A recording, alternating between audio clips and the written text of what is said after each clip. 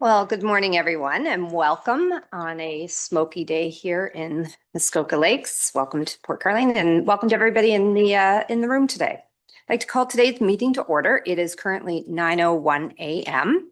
I'd like to confirm that we, in fact, do have quorum. Everybody is here in the room today. Also to confirm, we have our CAO clerk and members of our senior management team here present today.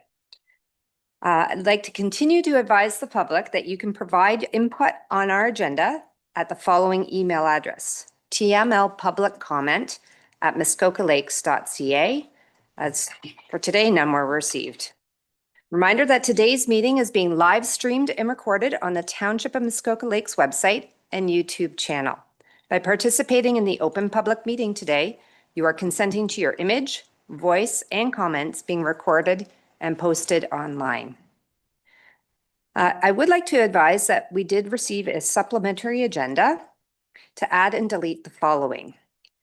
A, at the pleasure of the chair, items 10A and 11A will be heard prior to item 4A. So essentially what I'm going to walk us through is a bit of a reshuffling of the actual agenda.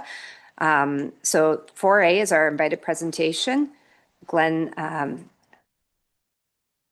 Ventrcek, CPA from BDO.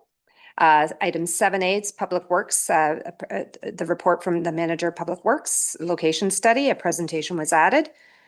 Item D, 8A, invited presentations. Kara Knapp from KLB Consulting will be providing a presentation for the economic development strategy.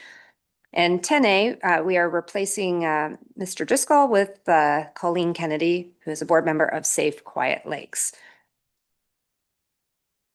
And finally, 11A, Donna Kearney will be providing some public comments on the hospice, so welcome today. And item 14C, Appendix 1, there was a PowerPoint presentation replaced by the operations team with our GIS technician pilot project completion. Finally, we have also added 10A, an invited presentation to be heard with item 14C from our Director of Operation Services from our GIS technician pilot project completion. That's probably the most I've had to say at that point in the agenda this entire term. So that just essentially has captured a lot of reorganization and addition of presentations to complement some of the delegations and invited presentations today. At this point, what I would like to do is ask the committee members if there's any disclosures of pecuniary interest. Seeing none, thank you. A few little administrative details. The motions have been pre-populated with random movers and seconders to expedite the meeting. And from a voting perspective, members shall physically raise their hand until the chair has confirmed the vote. If the vote is unclear, a verbal vote shall be recorded by the clerk, and this is not considered a recorded vote. So with all this reshuffling, I'm going to try to guide us. As I've been reminded quite a bit over the last 24 hours from members of the public, members of council, members of staff, we have a really jam-packed agenda today. I'm going to do everything I can in this role to try and keep us moving. I just would like to ask everybody to help me in that regard by making sure when we're at the questions period, we're kind of as succinct as we possibly can, and that we can make sure that we are all working together towards getting together completed by lunch. So at this point, I think what I will do is I invite up to the podium, item 3A, Ms. Kennedy from Safe Quiet Lakes. Your delegation, as always, our delegations have 5 minutes, and I welcome you to the podium, and I'll turn the floor over to you.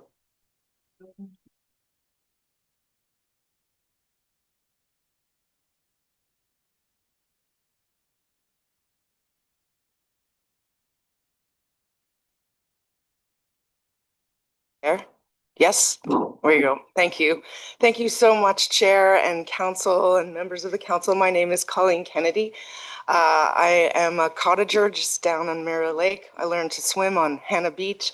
I am a director of Safe Quiet Lakes and the chair of the Safe Wakes Coalition. Safe Quiet Lakes exists to promote safe, respectful waterways through education, collaboration, advocacy and practical solutions. Today, I'd like to briefly share a little bit about what we've been up to. We've learned from our latest research how it's shaping our priorities and where we hope to work with municipalities. Safe Quiet Lakes has now completed 4 major lake experience surveys over the past 12 years, with more than 7,100 giving us their opinions this past time across Muskoka, Georgian Bay, Haliburton, and around Ontario. We worked with Earnscliffe Strategies and Alan Gregg, which allows us to build one of Canada's most comprehensive data sets on boating attitudes and lake experiences. The next slide. The good news is people continue to love their lakes. It's a shared place. It's positive. They love to be there, but they also say that the experience is changing. Lakes are busier, more powerful boats, more paddlers, and human-powered recreation than ever before. So that continues to have concerns about safety, noise, and respectful boating. Most importantly, the survey found remarkable consensus that 90% of respondents believe we all share responsibility to protect our lakes and ensure different activities can safely coexist. There's also strong support for enforcement, regulation, and education. This year's survey highlighted 2 key issues in particular. The first is wakes close to shore and enhanced wakes.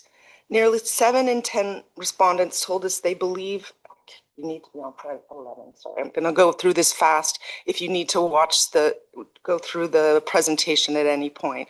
You have it in your packages, and I'm happy to follow up with any data or that you may need. So nearly 7 in 10 respondents told us they believe enhanced wakes have increased over the past years.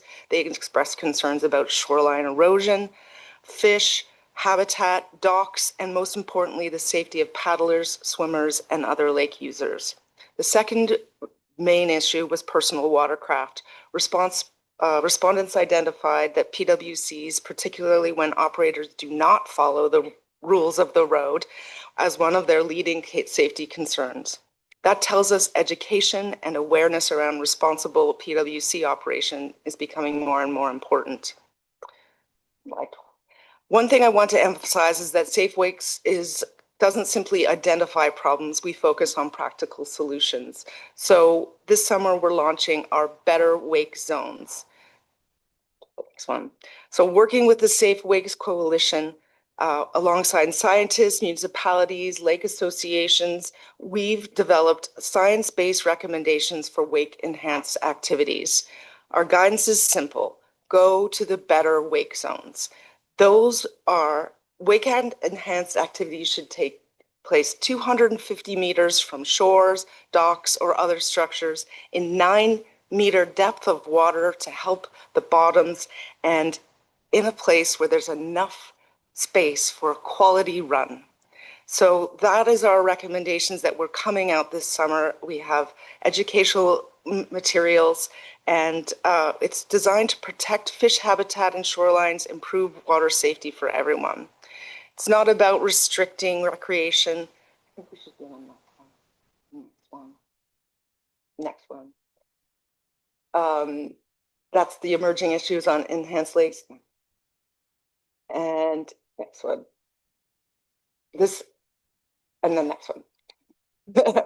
So we have developed maps of all the major lakes, and this can show users, this is a draft, we have new ones where and you can see in the orange where responsible enhanced wake activities should take place. This is Lake Joe, so you can see there's still a lot of great places where the 259 meters and a good run exist. And so we've mapped Lake Muskoka, Joe, Rosso, Kashawigamog, some other lakes across Haliburton as well that are a resource for boaters. And we're going to encourage people to get out into those better wake zones. So next. So we're supporting the guidance with educational materials, online maps, and resources that municipalities, marinas, and others can use. At the same time, we're developing additional education materials around PWC operations, because that's another clear issue for people. Everything we do is informed by the research and focused helping people make good decisions. We are members of North American science, and we use all of the science to bring these things together. We want to work with you. There's a few things that the township can do. Help us distribute our new education materials, continue to partner with us on VOR initiatives, some other wakes, and of course, advocate for more marine presence on the OPP, and in making sure your VOR signage is present, visible, and well-maintained. Good regulations are only effective if boaters know where they are supposed to be and how fast they're supposed to be going. So together we can keep our waterways safe, respectable, and enjoyable for everyone. Thank you very much. I'd be pleased to answer any questions. Well, thank you very much. I suspect we all sitting around this table have read your presentation in its whole, so I appreciated you trying to stick to the highlights. Committee, any questions? Councillor Nishikawa. Just a quick one. Thank you. Through you to the speaker. I guess a concern happened certainly in I'll call it Bala Bay this year, where people were running their surfboards and that type of thing while the high water was still happening. Really high water was still happening, and essentially some report that, you know, loons were getting wiped out and those kind of things. But when there is that high water situation, does any kind of request or advertising or any of that kind of thing come from your organization or through the OPP or whatever to remind people of the devastating acts that they're doing when they're enjoying themselves but killing everything else off? We certainly post to our social media when the high water is to remind people to be slow and certainly no wake enhanced activities. I have seen the OPP post some guidance around that when the high water is up, as well as I might have seen it from the township, but I know that it needs to be more consistent messaging, I think, if it continues to happen in the springs as well. Thank you. Okay. Any other questions, committee? Seeing none, well, thank you very much for coming. Thank you all for your work. Have a great day. Okay, Ms. Kearney, welcome to the podium. Thank you for allowing me to speak on behalf of Hospice Muskoka. I have 3 points. Hospice Muskoka opened the first nurse practitioner-led hospice in Ontario. And because of that, we've been highly successful, but also it's been detrimental to our budget. We pay for the nurse practitioners and social worker entirely through donation dollars, which amounts to over $500,000 almost for those staff positions. That comes out of our budget, raised every year through donor dollars. So we are asking for your help to advocate to the ministry for OHIP covered nurse practitioners and social workers so that we can get them off our budget line. Second point is Andy's House has had a huge impact on the Muskoka community over the last 6 years. We've cared for over 1,300 people at end of life. Keeping them out of hospital, saving the hospital millions of dollars, and providing an exceptional quality care portfolio at end of life. We currently have 3 unfunded beds, and the board of directors has allowed us to keep those beds open because we have the demand to fill them. In September, the board will be considering whether or not to keep those beds remaining open for the last half of the year due to budget difficulties. And finally, and I should mention also, Andy's House is funded by the ministry at a rate of $417 per bed per day, whereas if that same care, or I shouldn't say same care, if that patient was in hospital, the cost is $1,200 a day. So we are saving the health system a lot of money and providing exceptional palliative care. Finally, the Andy's House at Home program, which was launched 9 months ago, has served 150 people in their homes during the final year of life, keeping them out of the emergency room, again, saving the healthcare system a lot of money, and also achieving goals of care for people who are dying. That program is entirely funded by donor dollars. I am asking this council to please advocate for sustainable and adequate funding for palliative care in the province of Ontario. And I know AMO is coming up next month, and this needs to be a very strong message. After 6 years at Hospice Muskoka, I have come before you every single year asking for sustainable funding. We have shown time and time again, the outcomes that we produce are positive, they're cost saving. We cannot get traction with the provincial government. We really need a push, because I would like nothing better than to hand off to the next CEO an organization that is fully funded. Thank you. Thank you very much. Committee, we do have a resolution later in today's agenda, but at this point, if you have any questions for Ms. Kearney? Councillor Roberts? Thank you, Chair, and through you to Aaron. We had talked preparing the resolution, and you had mentioned that some were questioning that fiscal management. If you looked into that, it might improve your situation. Can you speak to that, please? Yes. So, of course, when an organization comes before council every year asking for more money, the question of fiscal responsibility has to come up, and I appreciate that. And so we're healthcare. We are healthcare. We're not funded as healthcare, but in order to provide the staff that we need to provide, we need to compete with healthcare. And so that means we're competing with the hospital for nursing wages. We're competing with other service providers for PSW wages. $417 a day does not cover a nurse for a 24-hour shift. It does not cover a PSW for a 24-hour shift. So we're augmenting those costs through donor dollars. And it is no longer sustainable for us to do that. One supplemental, please. Yes. Thank you, Chair. In last year, in 2025, all 10 beds were funded. And so don't know whether you want to provide any details, but that just want you to confirm that last year and the year before, you had 10 beds funded and you lost the funding, or funding moved on to something else last year. Is that just true? That is true. We had a very long and successful partnership with the hospital, for which we're very grateful. They did fund all of our beds that were unfunded, and we were operating 10 beds fully and successfully, clearly indicating that there is a need.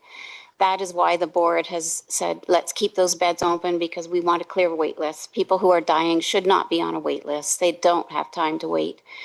And the other part is, you know, our Canada Health Act says that they cover healthcare from birth to death. And we are looking after people who are living until their last breath is taken. They should be covered under the Canada Health Act. So, you know, the government of Ontario needs to step up to that mandate and produce some results. Thank you. Thank you. Thank you. Committee, are there any other questions? Comments? Before you leave, I think I can't really speak on behalf of council, but I'm going to say just personally, at least, the acknowledging your efforts over the last, did you say 6 years? Of creating something that I think I'm proud of. I'm proud to have you in our community, the organization, the effort, the well-articulated asks right here today have been 6 years, I think, in the making. I understand that you are planning to move on and try something new, which is exciting for you, but I suspect going to be really big shoes to fill in this organization. So just on behalf of myself, I can't, again, speak on everybody, but I suspect we all feel the same way. Thank you and congratulations on whatever your next steps are and where this takes you. And thank you for everything you have done for this really important part of our community. Thank you.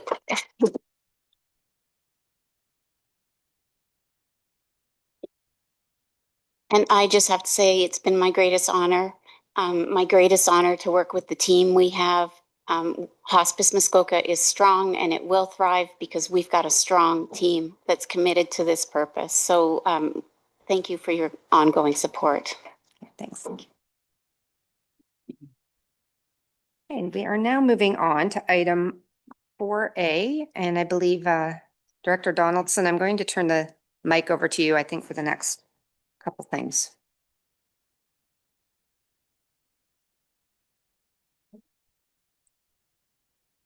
Thank you, Chair. Good morning, committee. So pleased to present the audited financial statements for 2025. So here to make this presentation is Glenn Ventrcek. He is the partner at BDO Canada. He's first time before committee. He's taking over for Nicole White, who's retired this year. So he's our new audit partner. And he's going to walk through the financial statements, and then his conclusion, then Deputy Treasurer Marilyn Jeffrey will walk through a report that will bridge it all together from public sector standards back to legislated accounting that we're all familiar with. So thank you, Chair. Thank you. Morning, Worship, Yes. Council. Yeah. Nice to see everybody. I am going to keep this as brief and short as I possibly can. I know it's an exciting topic going through an audit. So we got on screen a couple things right straight from the audit report, and I can appreciate not everybody has finance background or some have more. So what I'm going to walk you through is 3 points relating to the audit. The first point is what I call a clean or an unqualified audit opinion. If it had qualifications, it meant that management or council were doing things that weren't in accordance with our rules and our standards, but we didn't have that. We have what I call a clean or an unqualified. There's no qualifications in there. So that's point number one. The second point I want to highlight, although it's a little small there, you have revenues of about 28 million in totality.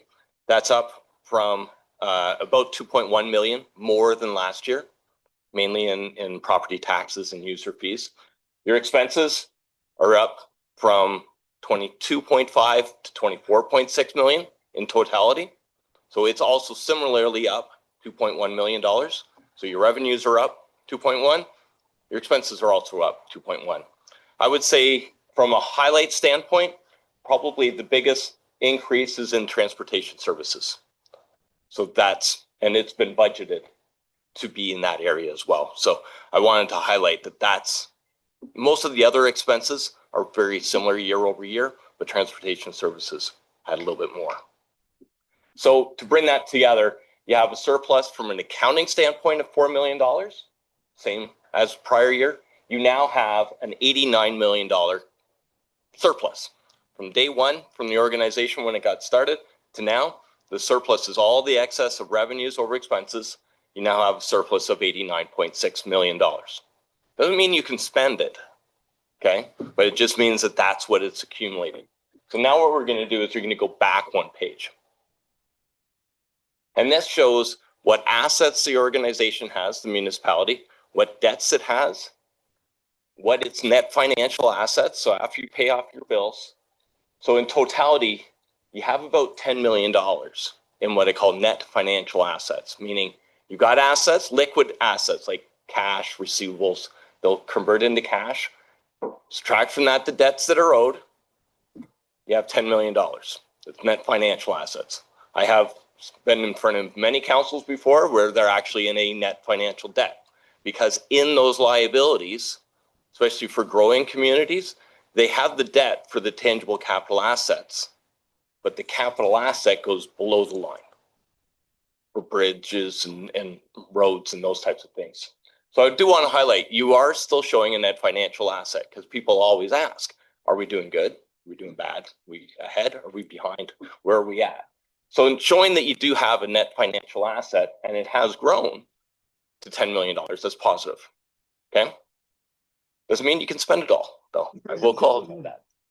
So then I add from there, and I'm gonna qualify this. Prior to 2010, whenever a bridge was built or a road was built, it was just expensed.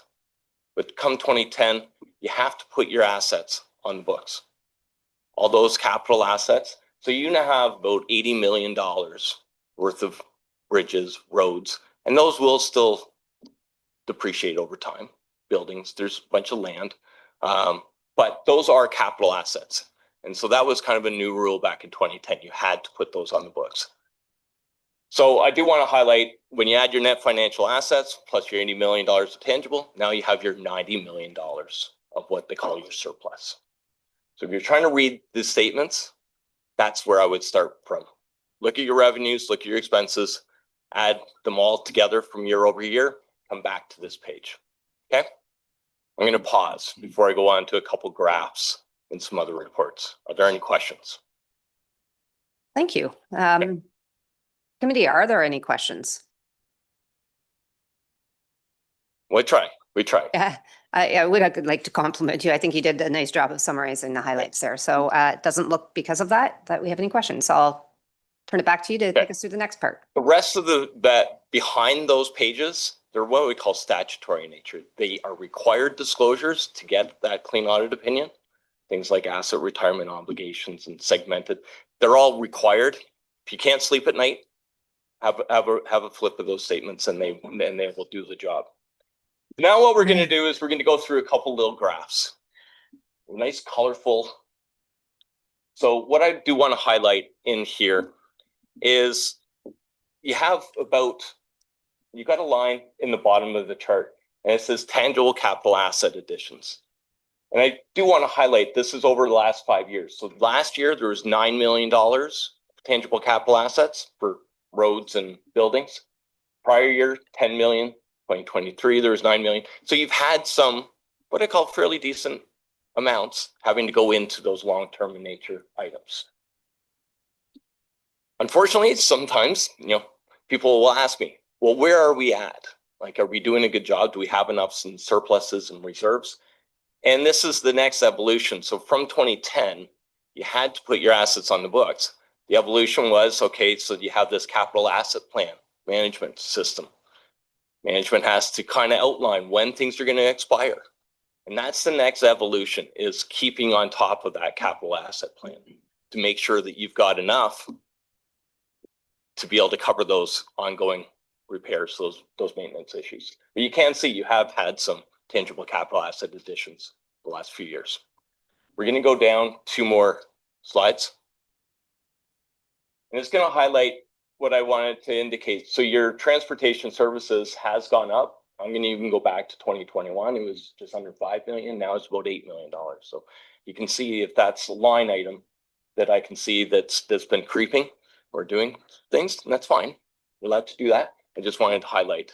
Most of the other line items I would say are fairly consistent year over year over year, but it does give a nice 5-year comparison. The last one is the next page. Has to do with your reserves. So if you wanted to say, okay, so where are we at with our 89 million? You see some areas are up a little bit higher, like fire and emerge and fleet. There were various assets that they wanted to buy. They just couldn't actually get the orders in play and get them delivered by the end of the year.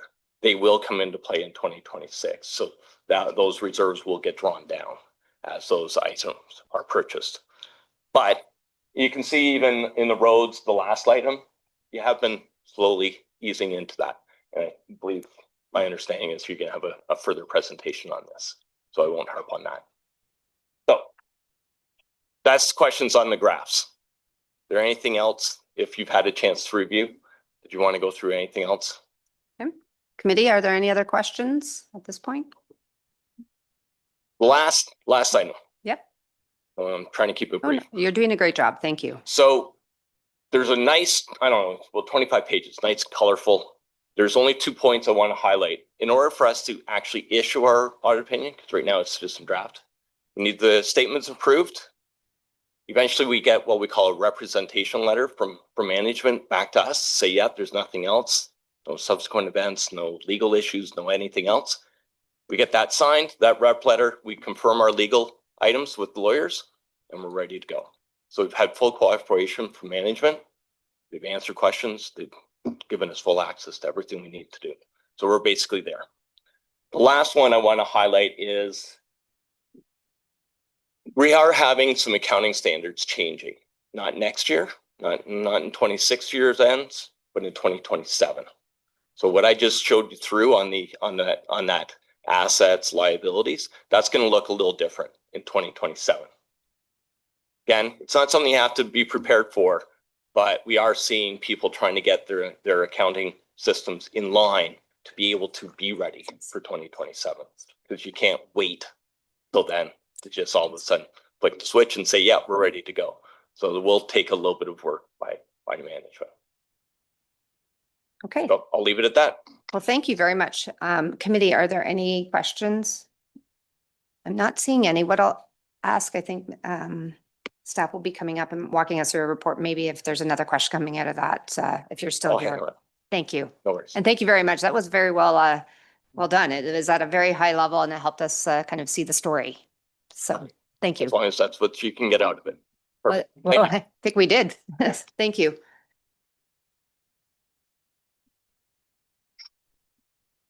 Welcome. Morning, Chair and Committee. To add to BDO's presentation, we did get a clean audit opinion, which is good.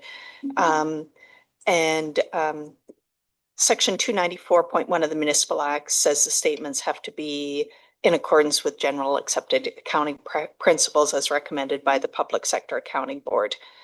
And as you know, they cause the statements to be in a different format. So table 1 in the report does a crosswalk between the Municipal Act and the audited financial statements. So there is a surplus in the financial statements of just over 4 million, but we have a Municipal Act operating deficit of about 720. And from the previous reports, you know, that is in line share of it was the ice storm, offset by a few other items. The grant funding has not come through. With the recommendation in the report, we're recommending it come out of the tax stabilization, and then the funding, when we receive it from the province, goes back in there to bring the tax stabilization fund from a deficit into a positive position again. If the council doesn't approve the resolution, it'll have to come out of the 2026 tax levy. Staff do not recommend that because we would have to find savings of about 720,000. So it's kind of the essence of where we are. And if you have any questions. Okay, committee, I do have a resolution, so questions at this point, and then Councillor Kent, sorry. Thank you. Through you. Just quickly, that the funding from the government for the grants, it hasn't come through yet, but you still expect it to come in. Is that right? Okay. So Yes. You said it hasn't come in, and I just wanted to, that's fine. So we're expecting that maybe before the end of the year? Through you. I won't commit to anybody else's, but the max they have said that we would get from what we've already accrued is about 550,000. So that's a couple $100,000 less than what we asked for. Yeah, because we've already in the 2025, we accrued the money that we received in the first part of 26, so that it is already recorded. Okay, thank you. Thank you. Are there any other questions? Seeing none, I'll read the resolution. Moved by Councillor Burry, seconded by Councillor Nishikawa. Be it resolved that the 2025 audited consolidated financial statements for the Township of Muskoka Lakes, attached as Appendix 1 to Staff Report FIN-2025-009 be approved, and that a transfer of $720,934 from the Tax Stabilization Reserve into revenue be authorized to cover the 2025 operating deficit for the 2025 fiscal year, prepared in accordance with the Municipal Act. Are there any further questions or comments? Seeing none, I'll call the question. All those in favor? That carries. Thank you. Thank you very much, both of you, for providing us the leadership and the guidance and a great presentation from both of you today. So thank you.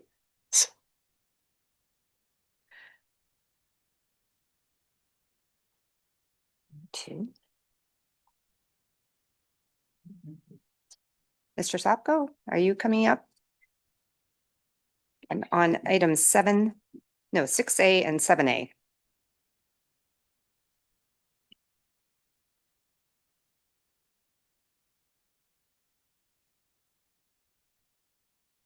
Hey, good morning, Chair and members of the committee.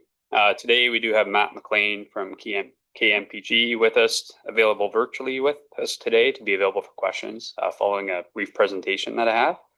As you'll recall, Matt presented to committee last month and was a key member of the consultant team who completed the Public Works Yard location study for the township.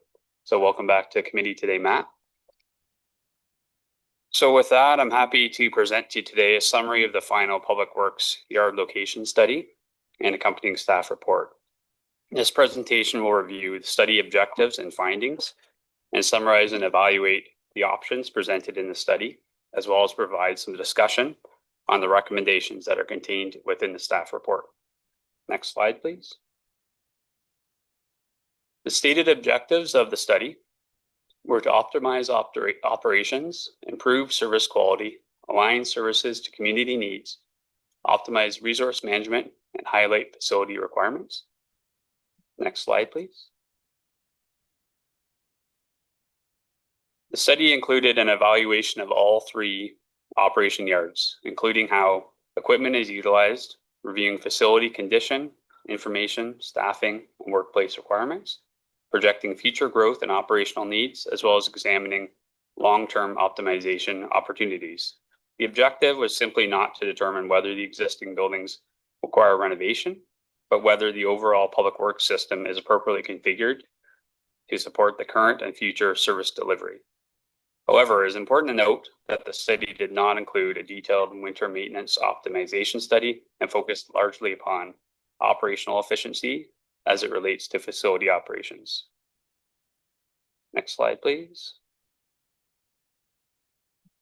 So overall, the study concludes that while staff continue to deliver a high level of service, the existing public works facilities have become an operational constraint and no longer provide sufficient space or functionality to meet the current and future operational needs. All 3 operation yards are more than 30 years old and have significant deferred maintenance. The review also identified shortages of employee space, equipment storage space, as well as modernization needs across each location. The study found that the township's equipment inventory is generally sufficient to support delivery, but that the staffing levels for the mechanic position is deficient given the size of the fleet. The larger issue and driver for the study is that the facilities themselves no longer provide the space and functionality required for efficient operations, and the study concludes that the future population growth and increasing service demands will continue to place additional pressure on the existing infrastructure if improvements are not made. Next slide, please. So as we know, the study considered 3 possible approaches for the future of the public works yard location facilities. Option 1 would consolidate and modernize operations by focusing investment on the Glen Orchard and Ranwood yards, while continuing to use Patterson Yard for material storage and operation staging. Option 2 would involve constructing a new joint operations center and moving towards a 1 yard model, although Patterson Yard would still be required for winter operation staging and material storage. Option 3 would maintain the existing yard structure and modernize the current facilities. Overall, consulting concluded that the new joint operations center offers the strongest long-term fit based on their initial feasibility assessment, followed by option 1 and option 3. The feasibility assessment examined the issue from a facility efficiency perspective, but other considerations such as road network topology, level of service impacts, and operational inefficiencies associated with increased travel times were not within the scope of the study. Slide, please. So to assist with the decision-making process, staff prepared additional considerations and assessment of the alternatives, and we've weighed it against several practical considerations, including service impacts, staff considerations, capital and life cycle costs, operational efficiency, implementation risk, and the opportunity to provide modernized facilities. The purpose of the evaluation was to look beyond the capital and life cycle costs associated with the facility efficiency and to consider how each option would impact day-to-day operations, winter maintenance service delivery, staff response times, and the township's ability to implement the preferred alternative in a realistic and affordable way. Based on the weighted evaluation, option 3 receives the highest score, followed by option 1 and option 2. So the key reason option 3 scored the highest is that it maintains the current service delivery model while presenting the lowest implementation risk. It also received the strongest rating for staff considerations and was a moderate option from a capital and life cycle perspective. Although option 2 provides the greatest opportunity for modernization, as well as the greatest potential gain in facility operational efficiency, it carries significant concerns related to service impacts, potential capital and life cycle costs, and the practical realities of the township's dispersed road network that is split geographically by many lakes. Next slide, please. Additionally, to help summarize things, the study had provided a possible range of costs. To simplify this, staff used the high end of the cost estimates for a conservative cost comparison, as well as the low cost estimates of possible savings. Using this approach, option 1 has the lowest projected total capital cost and life cycle costs, while option 3 is very close in terms of capital costs, somewhat higher in life cycle costs. Additionally, option 2, as you can see, has the highest potential capital and life cycle cost. So while option 2 may generate some additional savings and potential revenue from surplus property sales, staff do not expect that those savings will offset the cost difference. Importantly, the operational savings shown in the study are facility related and do not account for possible increased costs and efficiencies associated with longer travel times, reduced productivity, and service impacts. Staff therefore view option 3 as an acceptable trade-off between cost, risk, and service continuity. Next slide, please. So expanding upon the previous slide, staff are recommending that option 3 because it provides the best balance between modernizing facilities and maintaining current service levels. The township's geography and road network topology limit the ability to gain efficiencies simply by changing yard locations or refining plow routes. Increased travel times would impact winter maintenance response, increase wear and tear on equipment, increase fuel use, and reduce productive time. Option 3 also reflects feedback from our operations staff who have identified concerns with response time, changes to commute times, as well as safety and comfort associated with having closer access to functioning yard facilities. So overall, option 3 has the fewest unknowns and the lowest implementation risk in the opinion of staff. Next slide, please. So as such, staff are recommending that committee receive the finalized Public Works yard location study and proceed with option 3 as the preferred alternative. Staff are also recommending that the next step be a broader prioritization analysis and funding strategy for the township's capital infrastructure needs. The next term of council will have an opportunity to revisit the preferred alternative during budget approval. So the recommendation today does not finalize all of the design or funding decisions. Rather, it provides a direction on the preferred path forward and allows staff to continue with the necessary planning work to implement the preferred solution. Next slide, please.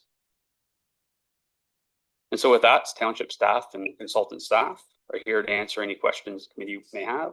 I'll turn the floor back to the chair for discussion. We do have a resolution, but I will open it up to questions. And I see Councillor Zavitz and Mayor Kelly both have their hands up. And Councillor Burry. Good, thank you. And through you to Tim, great report, very thorough. And Matt, thanks for that. I guess my question is relating to the third piece on your last slide, which speaks to prioritization, moving on to the new budget over the next year or two. What is the current state of our 3 yards? I mean, are the roofs falling in? When I drive by, I don't see that. It's premature, but are we looking at, is this an immediate concern, or is this something we can time and distance out a 5-year plan or whatever? And again, not trying to get ahead of it, but can you speak to just how you two see our current status and what does that mean to us as a corporation? Okay, Mr. Sopko. Through you. So I think the answer to the question is there are there are definitely needs. We've identified that through building condition assessments. This study further pushed that through. There's kind of the breakout of there's the maintenance needs that we have. There's also modernization and expansion needs that we have up and coming. The specific question on the maintenance needs, we do have some in the current capital budget because we have reached a point where at Patterson Yard, for example, we have a leaking roof. We have staff working in there. We're actually accelerating deterioration of it. So we're replacing that this year. So there are some needs that are in the immediate future, but generally the condition, it can be spread out over a greater time. That would be the plan with that further funding strategy. Thank you. Mayor Kelly. Thank you, and through you. First, I did want to commend Mr. Sopko on an excellent staff report. It was really, really well done, easy to follow, thorough. I like the fact that you consulted staff and built it from there. So I think that's a great job. I have a real quick question, and it's a very hypothetical, but if the township were ever to be in a position to assume responsibility, direct ownership responsibility for the roads in the township that are currently district roads, would that have any influence or any impact on your recommendation? Mr. Sopko? Through you. So currently the township does maintain most of the roads that we would envision having downloaded the township if that occurs. So it would have no impact to the recommendation. Thank you. Councillor Burry. Remarkably, the mayor just asked the question that both Councillor Kent and I had. Given that, personally, I've been on trying to figure out how we get roads downloaded and the cost savings associated with that, but recognizing that we do 100% of the maintenance on those roads anyways. I was just making sure that we're not closing a door in being able to move to much more efficiency within the two tiers of our municipal government. Okay, so I think the question was answered, but I think I answered my own question. I think you did a little bit. Thank you, Tim. Okay, thanks. Councillor Bosenworth. Thank you, and through you, Mr. Sopko, the study does not include the impact on travel times. Given the dispersity of our and the nature of our township with these, as you said, nicely said, we've got lakes in the middle of everything. How it seems to me that it would be even more in support of your recommendation if you did include those. Would that be a fair assumption? Through you, I think the assessment of the recommendation, like if I understand the question, if we're going down from 3 sites to 1 site, we're obviously increasing travel time. That is an impact. We're going to be, all the things discussed in the report.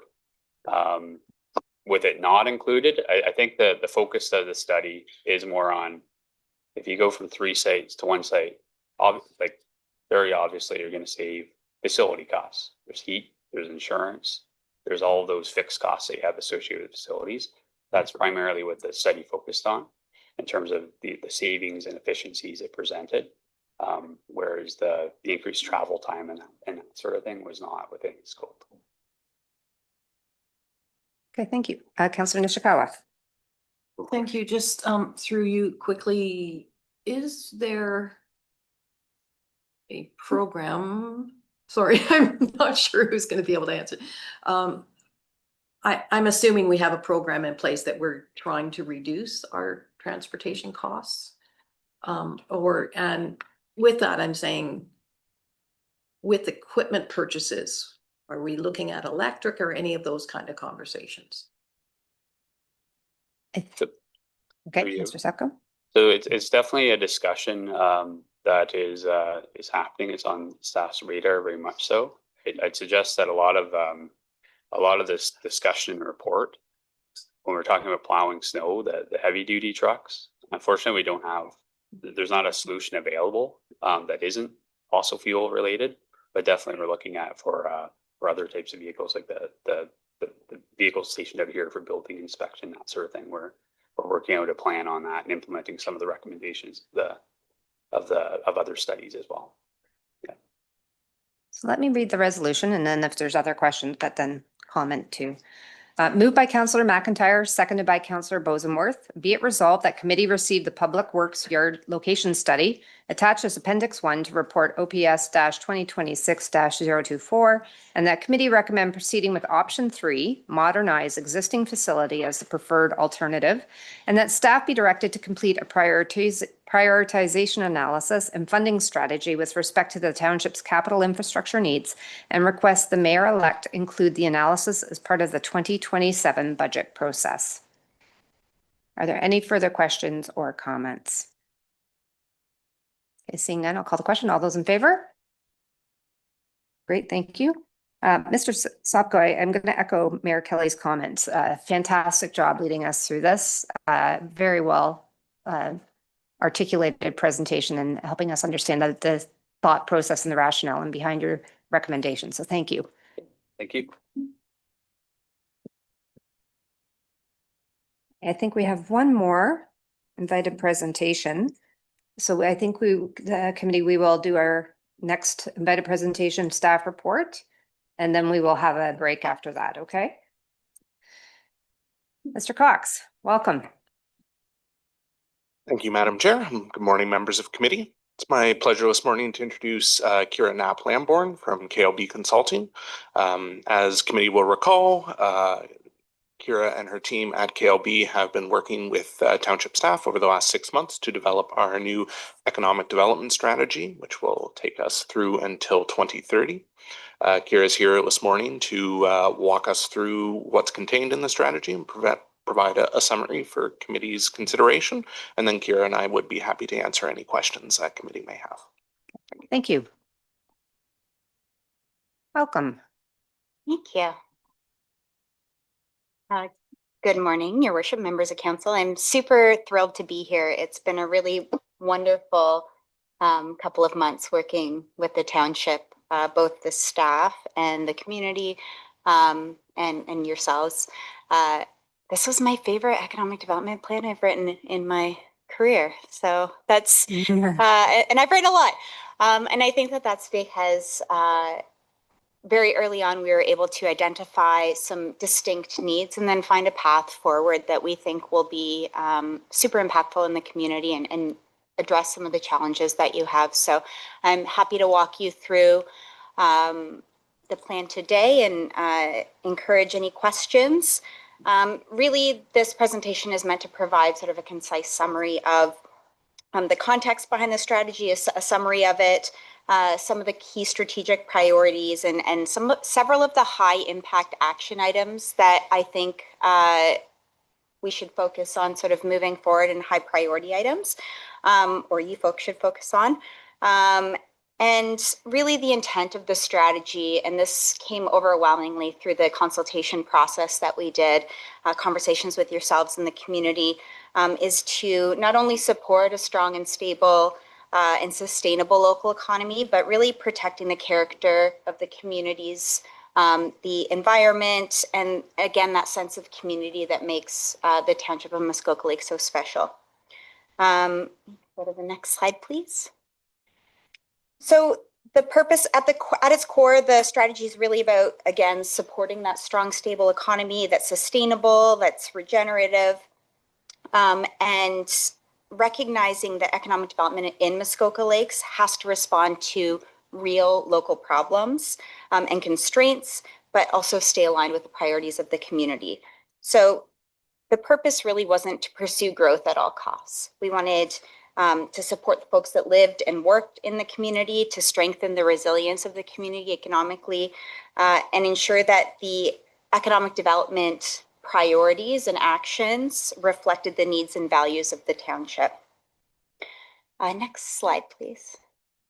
So the vision presented in the strategy, and if you folks have the strategy, there's a couple of different documents. There's a larger beefier strategy, and then there's a strategy at a glance, which can be sort of more public facing and sort of less in the weeds about everything. But so we want to present something that was digestible for the community as well, that can be shared. We're looking at a community that Muskoka Lakes is a place that supports the people who live and work there, but also protects its character again, the economy, the environment, and the sense of the community. And I think that was really, really important to not lose that sense of community as we looked at the growth of the economy. Again, I really wanted to reemphasize that this isn't a plan that's based on growth at any cost. It's based on balance, and that means balancing both economic opportunity with the well-being of the community, and then balancing that sort of long-term sustainability with near-term action. And then balancing the needs, which are sometimes disparate, of residents, businesses, and the visitors that are coming to the region. Next slide, please. So the strategy really focused on strengthening the foundations of the local economy rather than looking at large-scale growth. We weren't chasing smokestacks in this strategy, but emphasizing year-round stability and, again, community well-being. More specifically, there was a focus on housing and workforce constraints, on the support for local businesses and entrepreneurship, stronger year-round economic activity, and that was probably the single greatest piece of data that we saw, and from both community conversations as well as when we did secondary data, is that need for year-round economic activity. The opportunity for culture and placemaking, improved coordinations amongst the different folks that are doing work, not to say that work isn't already happening, but ways that we can strengthen that coordination and improve it. And then again, ensuring that economic development also supports year-round residents, including access to some of the essential services and the local businesses that are required, and encouraging, again, that year-round economy. So this foundational approach was really important because it reflected sort of our current realities and the type of economy that Muskoka Lakes wants to build over time. Next slide, please. And this is sort of a reiteration of why are we doing this now?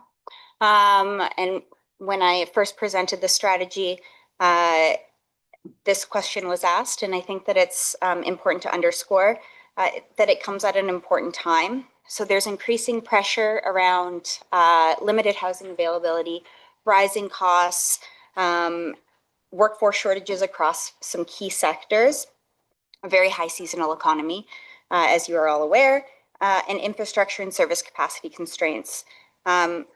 We're also seeing these pressures that are unfolding within a broader economic development or broader context of economic uncertainty, which can influence tourism demand, and can influence investment patterns and workforce dynamics. So the key message here is that without sort of coordinated and targeted action, these pressures are likely to intensify. And so that is why this is exceptionally timely.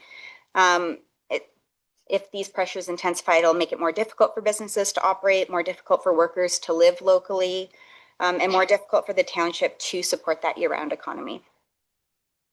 Next slide, please. Oh, I'm glad that I made that big enough for you to read. So I'll go over the strategic priorities that have been identified in the plan, and I'll read to you if you can't read it yourselves, but it's in the strategy, so you've got that. Yeah, and I would just add that we will have read this Okay, as well, perfect. so just don't feel the pressure. We have them in front of us as well. I didn't bring my glasses, so Yeah, so don't. I've got this in front of me. I'm just winging it. Luckily, I wrote it. So Yeah. So the first strategic priority is housing and workforce alignment. One of the most important priorities obviously became housing availability, because that has a direct impact on workforce attraction, retention, and the stability of businesses. So the strategy calls for increasing attainable and workforce housing. And that is, for folks who may not be aware, I am differentiating that from affordable housing, which is also required in the community, but attainable housing really for folks who are working, let's say, in the service industry, in the trades that don't fit the threshold for affordable housing, but still require places to live that align with their levels of income, what they can afford. And then again, aligning the housing availability better with the local labor market needs and addressing constraints that are affecting business operators and then that workforce retention. And we also recognize that this requires coordination at the various levels of government. And we were really pleased to have some great conversations with the district as well as we worked through some of the details of this strategy. So in practical terms, really what that meant is that we would like to see improving of the conditions that allow people to live and work in the community locally, supporting them living here year round. And it also points to the need for some enabling conditions, including alignment with planning, infrastructure coordination, particularly with the district, the partnership development that is key, and then a broader mix again of housing types. The second strategic priority is strengthening a more consistent year-round economy. As we all know, you benefit from strong seasonal demand, but a highly seasonal economy really does create a lot of, and none of this is news to any of the folks sitting around this table or the members of the community, that a high seasonal economy creates instability for businesses, it creates instability for workers and for the services that are provided in the municipality or in the township. So the focus here is on expanding economic activity beyond the peak season, supporting greater business stability, reducing vulnerability that's caused by seasonal fluctuations, and rebuilding resilience across the community. The third priority is supporting local businesses and entrepreneurship, improving access to business supports, or building upon the existing access available to business supports, and including reducing barriers that are facing local businesses and entrepreneurs, strengthening that small business growth and long-term viability, and then supporting the businesses and services that year-round residents really rely on. So what types of businesses do we need in the community that will support the year-round economy that is not solely dedicated to sort of a seasonal economy, that will support folks, especially as we're looking at bringing more people in? Could be a dollar store, for example. I'm just throwing that one out there, or we gave some examples of some options in the plan. Without being prescriptive. The fourth strategic priority is enhancing culture, placemaking, and community identity. We already recognize, and we had some great conversations with some of the cultural groups in the community that are doing some really spectacular work, and I'm really passionate about the stories and the identity of the area, and some great experiential opportunities from there. We know that arts, culture, local identity, and public spaces are not separate from economic development. So they're part of what makes the communities attractive, vibrant, and really livable. So we're emphasizing some support for those community-led initiatives. It's really lovely to see service groups in the community that are taking charge and doing the work and getting their hands dirty, so to speak, on some of these really impactful community initiatives. And I think that is a strength that can be really leveraged within the community moving forward. These activations of public spaces really does help create a stronger local identity and sense of place. It also reduces that friction between visitors and locals, because locals are part of the stories that are being shared. And you see more individual folks and sort of smaller organizations that get involved in the economic development landscape, which I think is fantastic. And it also, again, reinforces what makes Muskoka Lakes unique. The fifth strategic priority, we can go to the next slide, as of about 5 minutes ago.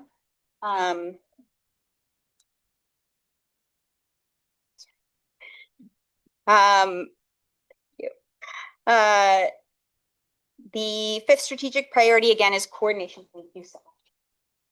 It's my personal branding. Yeah, I'll stick over here. I'm just kidding. The fifth strategic priority, again, is coordinating, improving that coordination, building upon existing coordination between governance, implementation, and this is critical because even the strongest strategy really does depend on the effective delivery. We understand the limited capacity, internal capacity that you might have in terms of staffing, which is why we made some recommendations that kind of went a little bit beyond what we originally sort of thought the strategy would be about, and really kind of gave some key options for how to increase revenues into the community at a municipal level, and address some of the needs that are that were identified. So again, there's this focus on stronger alignment across partners and organization, continuing to build upon communication and coordinated delivery, and then creating those conditions needed to move this from strategy and planning into the action component of economic development. So next slide, please. So I pulled out a couple of outside of the strategic priorities. I wanted to highlight some of the high impact action items that were identified in the plan. This can build momentum sort of in the near term, I think. And one of the clearest examples of that is the implementation or the development of a municipal accommodation tax, which you'll see there is a practical guide to implementing a MAT as an addendum into the plan. And we did a bit of a deep dive into that and what the implementation of something like that could look like in the community. Again, this is just we are presenting you the information, the tools you need to make an informed decision, but that was something that was quite spectacular to see the potential impact of that. So that includes some of the next steps for implementing a bylaw framework, some engagement with the community and stakeholders, how that will be governed, revenue allocation and ongoing monitoring and accountability. And that also points to an opportunity to use those revenues to build the tourism and culture staff capacity within the municipality to support some of the year-round programming and visitor experience development and placemaking investments that are happening. And we had some great conversations about the municipal accommodation tax with key partners in the community, like the Chamber of Commerce and the district, and Waitomo Hawks as well, which we had a number of conversations with about sort of the feels around a MAT implementation. Some other high impact action items include identifying and prioritizing attainable workforce housing locations. So are there areas that could be developed, could be serviced? Could we potentially utilize, not to go back to the map, but could we use some funding from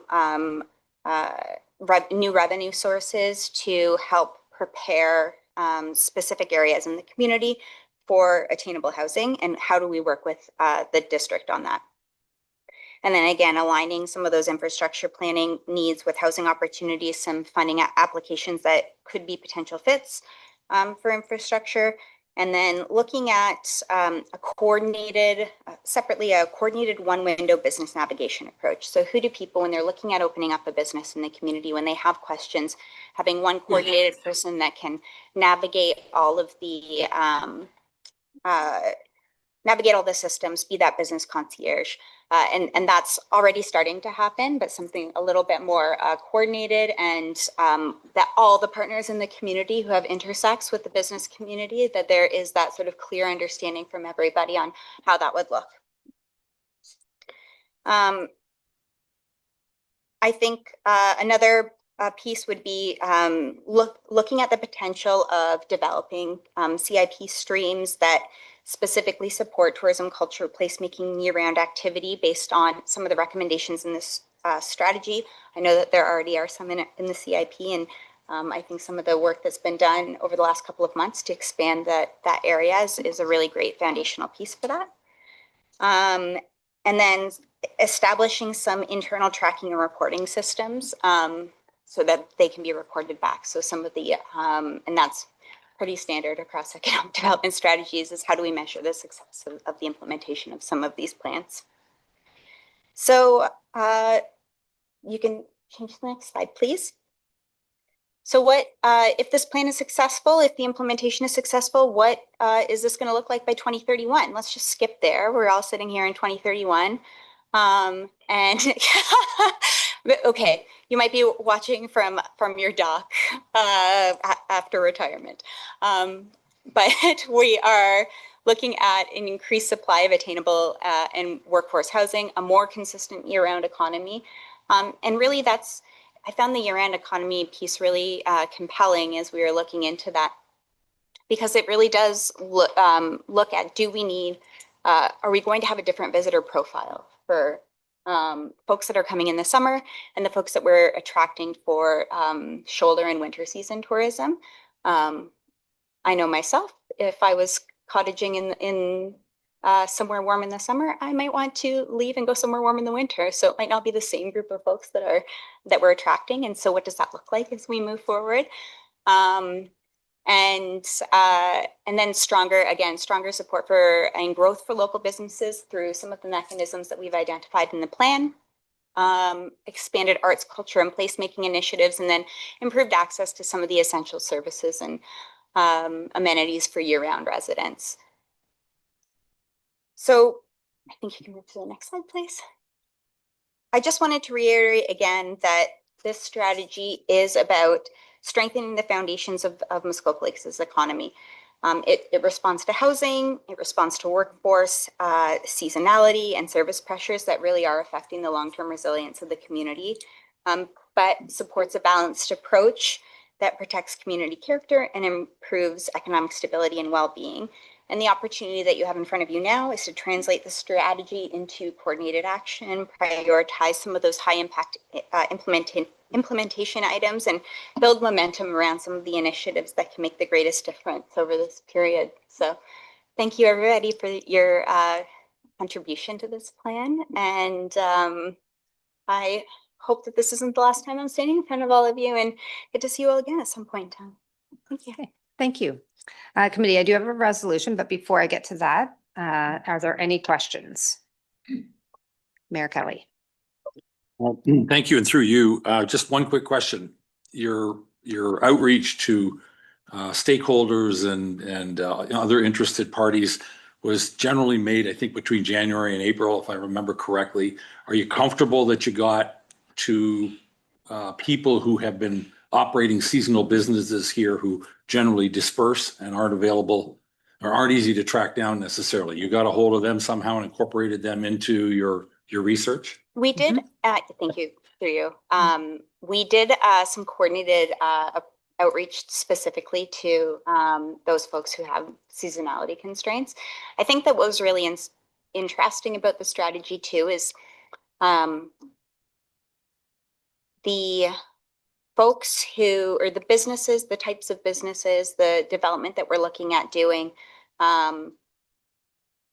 is you're at capacity in the summers. You're jam-packed filled, right? So there's an opportunity to sort of look also outside of those businesses. Well, not to say that we didn't reach out to them and that we didn't have conversations with them, but I think one of the most interesting things was, is there interest from those businesses in staying open year-round? And the ones that we spoke to, not always.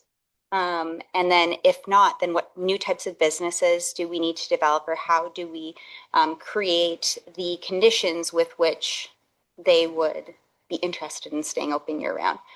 Because some of them,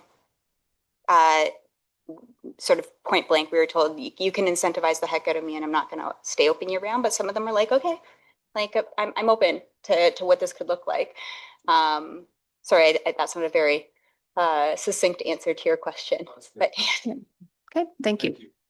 Councillor Zavitz. Thank you, and through you. Kira, great report. I think it's, I almost view it as a wish list, if you will, for this council. I think I was pretty obvious with you when we first spoke that, it's a time and distance thing. So, you've really captured all of the challenges and issues that we as a township, as a corporation face, because the people leave. Now, they do pay for 12 months. So as a corporation, we're a feeder of cash to the district and everything else. So, we're in good shape. But unfortunately, the people that fuel the machine, like they leave in September, October, and then we'll see you next June, sort of thing. So I find it very interesting in your report that, for the new council as it comes in, I think it's like a working document. And, I guess I would just ask you, with all the work that you've done around the province, perhaps even nationally, how many municipalities do you find like ours? Because, people say here, we're very unique. Is that the case? for you. Yep. You are an anomaly in some ways, but some of the challenges that I see here are not unlike what I'd see in other communities, particularly in high tourism areas, right? I think what's a little spectacular about this, your community within sort of the Ontario context is who's visiting in the summer, the folks that are the disparity between the folks that are here year round and the folks that are seasonal residents, and quite frankly, the potential for having some transformative change through things like the implementation of a MAT. I do a lot of MAT evaluations across the province where the net might be $30,000, $40,000 a year.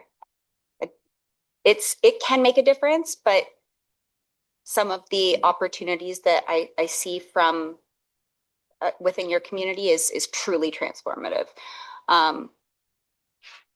I think that yeah, so and housing, things like housing, the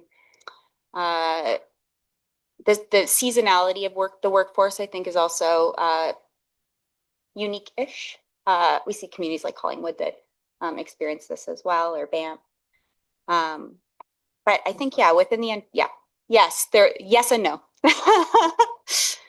Everybody's special, as my mom would say.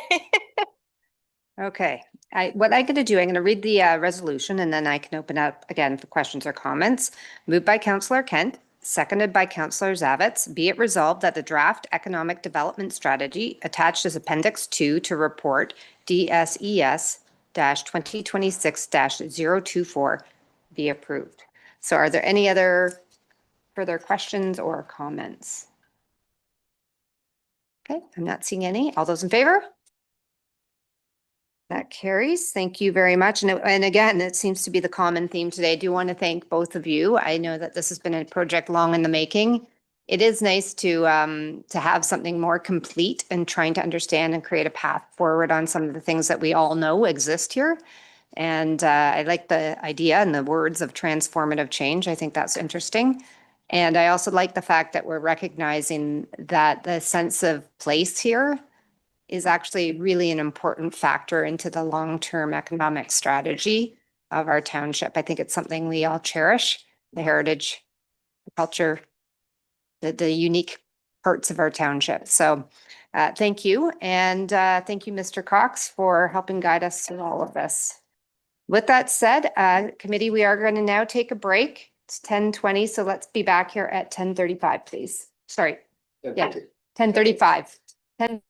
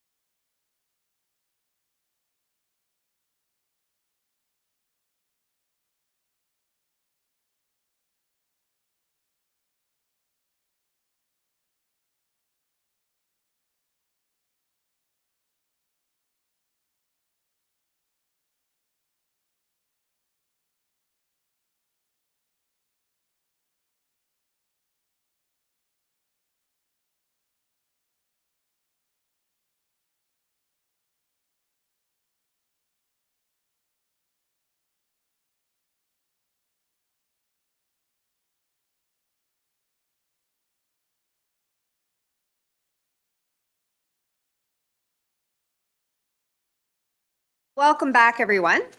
We are going to get started. And what I would suggest is that we are going to get started with item 12A. And Director Colucci, I think that is you.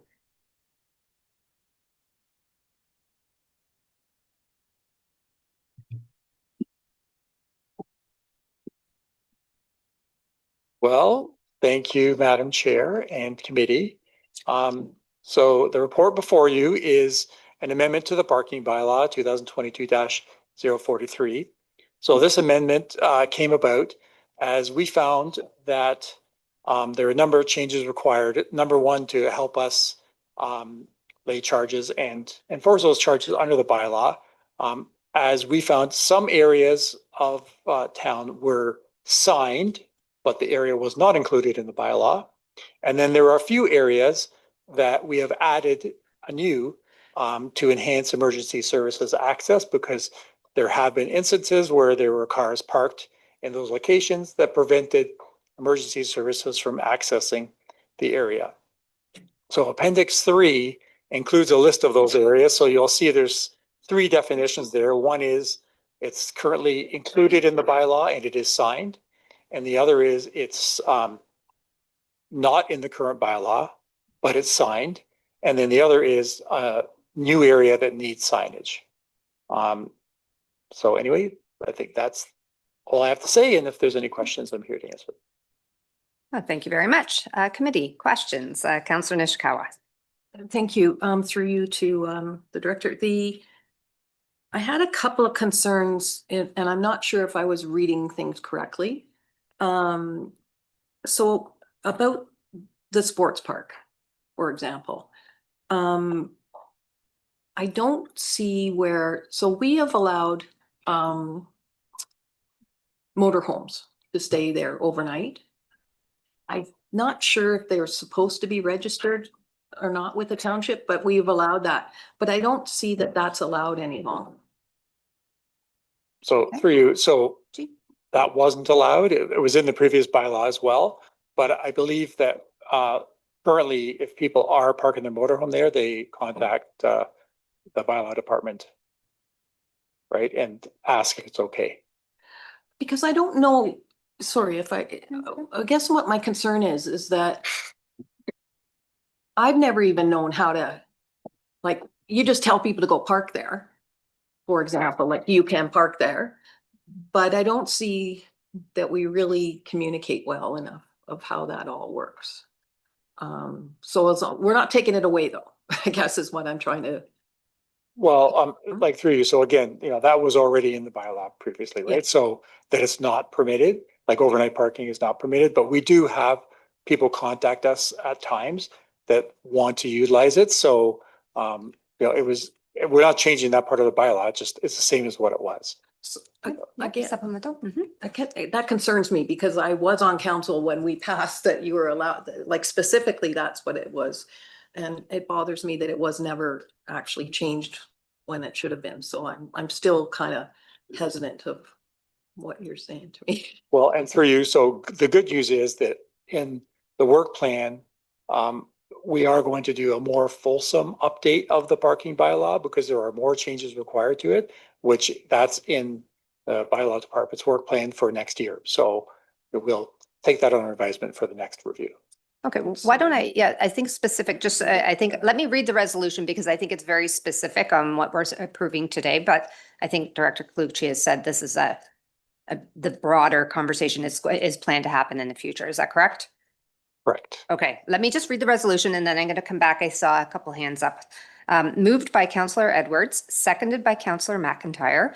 Be it resolved that the proposed amendments to parking bylaw 2022-043 attached as Appendix 2 to staff report OPS-2026-018 be approved, and that an amending bylaw be forwarded to council for final approval. So with that said, I do think I saw Councillor Zavitz. Councillor Burry, I'll come back to you, Councillor Nishikawa. And did I see your hand up as well, Councillor Roberts? No. No, okay. Okay, cool. So Councillor Zavitz. Thank you, and through you to Nick. Listen, I'm really pleased to see this, even as you say, Nick, it's a work in progress and you're still, you're going to come back because I think it's a huge it's a huge issue, and I do see very many cases of people parking at our very limited dock, vehicle parking at a dock, at a landing, who then just park there for 2 days, 3 days, 4 days. So my question to you would be, does this come with some sort of an enhanced bylaw enforcement eye on these, I don't want to call them offenders. There are some places that are identified, park here, right? And then the sign speaks to that. But where the sign says no parking after 10 PM till 8 AM the following day, we're not enforcing that, to my mind, from what I've witnessed. And I'm wondering what you think of that. So, for you, so, currently the bylaw department does have, additional staff on hand for the summer months. And, part of that would be enforcement of those bylaws. And, updating this bylaw will also help us with some of those parking issues because, bylaw department is hesitant to, give tickets in those areas that are not currently in the bylaw, right? So though they're signed and they could give a ticket, but it's enforceable. Thank you. Councillor Burry? Thank you, and through you. And as usual, I'll talk about having bylaws. Unless we're going to enforce them, I would prefer we don't have them at all. But I would like to point out for everyone listening, and especially if we've got some bylaw people downstairs, for parking. We have a 10-minute limit in front of the post office, and I've never seen a ticket given. And yet there's a reason for that. And the reason is that people can stop, get into the post office, get their package and go. And we've got an elderly community, and I'd really like to see the folks that are going across the street to have a 2-hour lunch ticketed. If we could tow them, that'd even make me happier.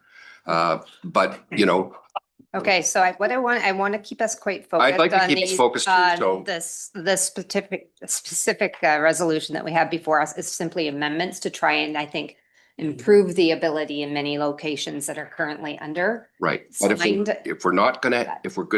I'm gonna vote in favor of putting in bylaws, I want to see them enforced. Otherwise, I'd prefer not to have bylaws on the books because it is confusing for the public. And quite frankly, because we often don't enforce them, people will park in front of the post office for 2 hours instead of for 10 minutes. Okay, thank you. Councillor Nishikawa. Oh, I'm sorry. I think it's sorry through you to the concern that I have, and I'm mostly asking the question that it gets directed somewhere else sometime. Along 169, especially during the summer, many people park, like they literally don't have any parking on their own cottage property. So their tail end is hanging out onto the highway. How do we address any of that stuff? Because I've had this conversation with district and they'll say, oh, talk to your township. And I'm just saying it's a big issue. And I'm just not sure, we have the signs that go up for snow plowing and things, but especially a few Airbnbs are like literally they're hanging out on the highway. And so I'm just not sure how we're dealing with those types of situations in the future. So for you, I guess there's two issues with that. One is the district has their own parking bylaw. And in some cases, we are working with district staff to get their bylaw more in line with what our bylaw is saying. So we're working on that. Hopefully that'll happen sometime this year. No guarantees of that. And the second part is that our bylaw department does have the ability to enforce the district's bylaw on district roads.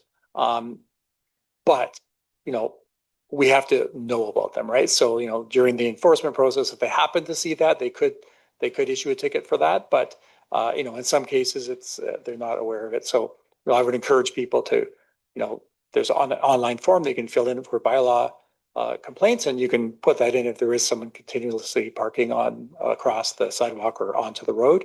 Then they can fill out that online form, and then bylaw can go by and enforce.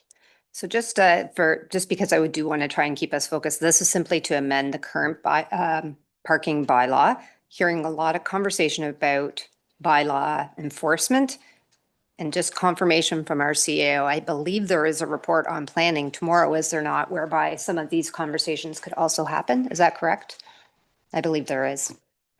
Through the chair.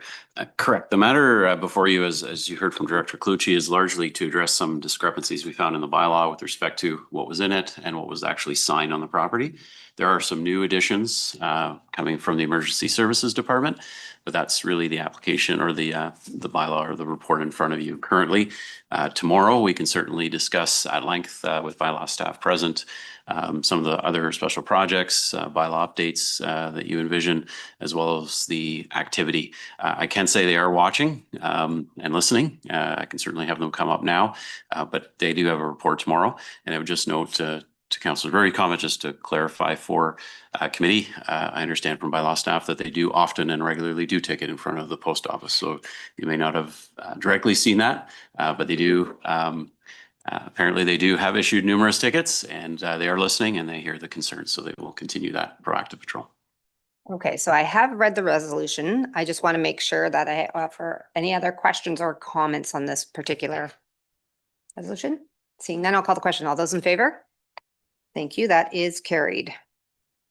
Director Clucci, I believe you're on to the next one as well. Thank you. So the next report is the annual review of the asset management planning process or planning progress. So this is a requirement of the regulation. So OREG 588-17 requires municipalities to bring each year an update on the progress of the asset management planning.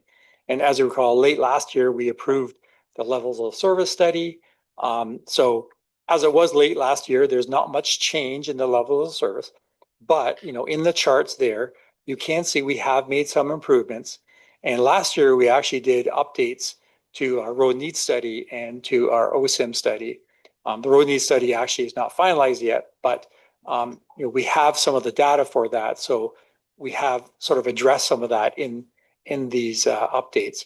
So you can see that, some of the roads, there's a slight improvement in the level of service.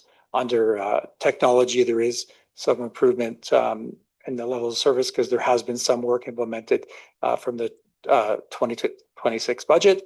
And also in emergency services, there has been some slight improvements in that. So anyway, that's sort of what the chart shows. And each year around this time, we'll be bringing forward another update to that as required by the legislation. So I'm happy to answer any questions. Thank you. Committee, I will read the resolution and then open it up to questions and comments. Moved by Councillor Nishikawa, seconded by Councillor Roberts. Be it resolved that the Asset Levels of Service 2026 update attached as Appendix 1 to Report OPS-2026-019 be approved. Questions and comments? Not seeing any. I'll call the question. All those in favor? That carries. Thank you very much, Director Clucci.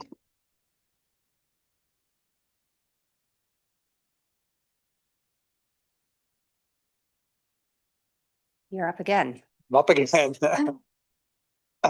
Yes, I am. So the report before you is the 2026 Spring Freshet Flood Damage Update. So this is similar. In 2019, there was also a flood damage update. And at that time, there was about $3.5 million in damages. And as you can see from this chart, this year, we had under $120,000 worth of repairs. And a lot of that work was actually from the Burgess Dam, where we did some flood preparation during the flood period. So, I think we owe a lot of this reduced cost in the fact that after the 2019 flood, there's a lot of improvements done to our road, to our bridges, to our wharves, to our docks, and that allowed us to have a lot less damage this time around. During the flood, I think there was a lot more communication with M&R, between M&R staff and our staff. So I think we were more aware of the fact that the flooding was going to happen. And, as I mentioned in my last report, we had multiple meetings per week with different agencies, M&R and, the Parks Canada and talking about the flooding. And we also had various meetings with Environment Canada looking at the weather predictions. So I think that allowed us to prepare a lot better for this. And you can see that this time around, there's a lot less damage to our roads and to our wards. Well, this was for information only, but happy to answer any questions. Okay, committee, are there any questions or comments? I'm not seeing any. Thank you very much. Thank you.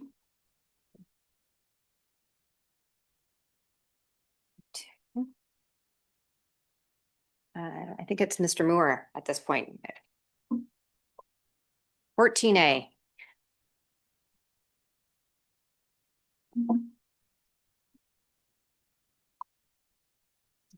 Thank you, Chair, and good morning, committee. Today's report is in regards to our facility fees and charges. Committee may recall this past spring, staff were directed to review our facility fees and charges, in particular, our community center and arena fees as it relates to the youth rate. Staff have taken the opportunity to review our related policies and bylaws. And within the analysis and appendix of the staff report are recommended updates and changes. To highlight a few of those in particular, the community center fees themselves range from hourly to half day to full day to licensed events. Those are updated every 2 years with the user fees and charges bylaw, and they were recently updated. So staff don't see any necessary changes out of those in particular. Where we do see for community centers is the opportunity to look at which groups or clubs or programs do receive free or reduced rates for the use of those facilities.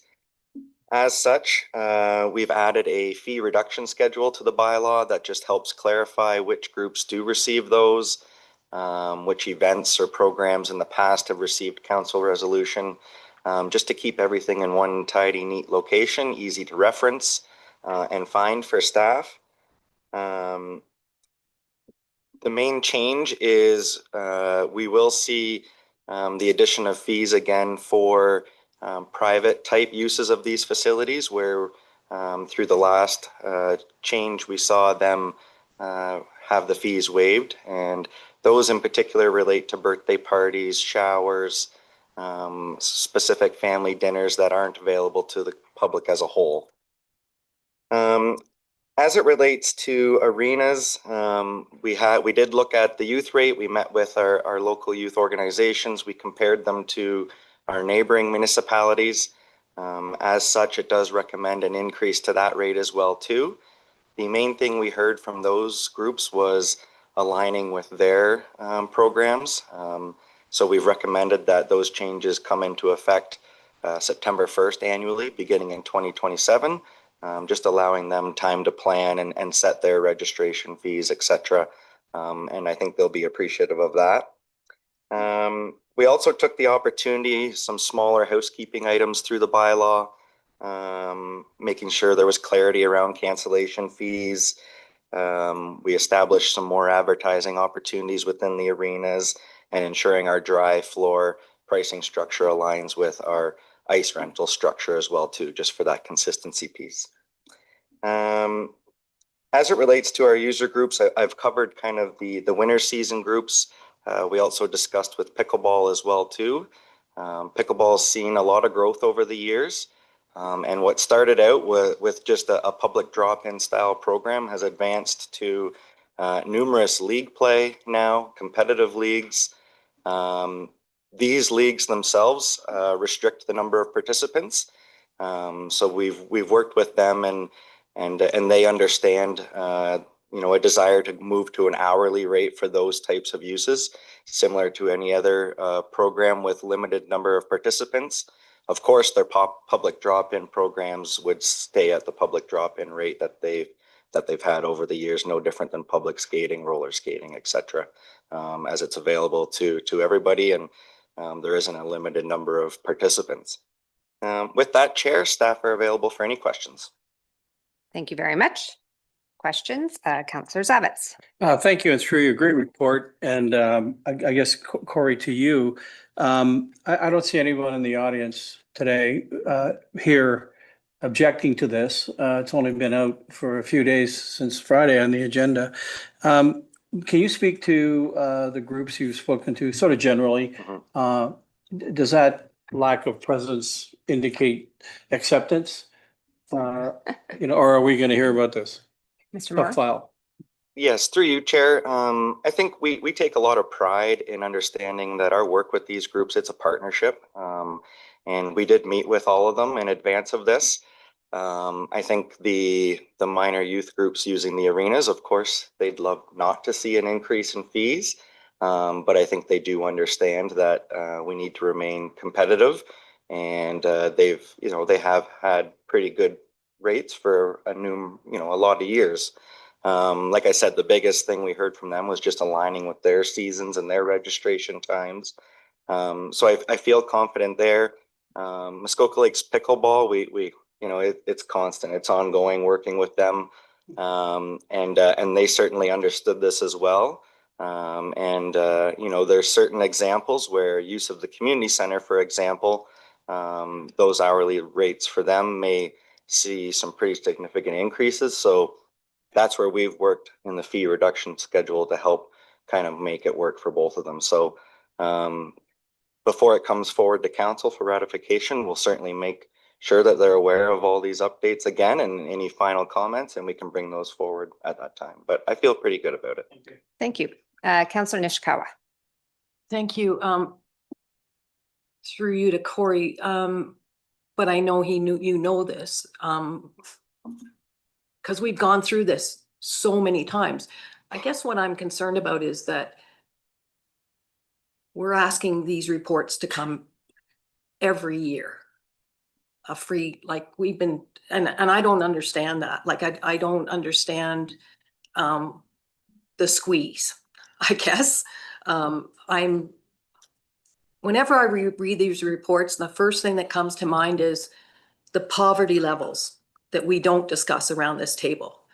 But I have a community that suffers with a lot of poverty, that in order to get their kids to join sports and things, others have to subsidize. So I really hope that we're taking that into consideration when we're making these changes, because already hockey is too expensive for kids to join without being subsidized. So I'm really hoping that we don't just think that this is another way, let's squeeze those that don't have even more, is my really big concern. Yep. Let me read the resolution. I didn't want to interrupt because I know there's a lot of passion there. Let me read the resolution, and that way we can have questions and comments at that point. Moved by Councillor Bosemuth, seconded by Councillor Burry. Be it resolved that committee approve the proposed updates to the fees and charges bylaw 2025-136 as outlined in staff report OPS-2026-016, and that the amending bylaw and schedules be forwarded to council for final approval, and that the updates to facility user fee policy -C-PR-14 attached as appendix 3 to report staff report OPS-2026-016 be approved. Any further questions or comments? Councillor Roberts. Thank you, Chair, and through you. I did send the report out to my hall board that I'm the advisory on, and they did respond to Corey, and Corey answered them very quickly, and they were satisfied with the questions and their concerns. So this is great. So if we have 30 days, if there's anything that we see in the report now after Corey has presented, we could come back and adjust it. I was really happy. I wrote Corey a note asking about the celebration of life, because this is a service that's, I don't know whether the other community centers do this a lot, but we have a group that does it. And this is one of these services that the community provide that is free of charge. They ask for a donation. So it really relieves for those who can't afford it.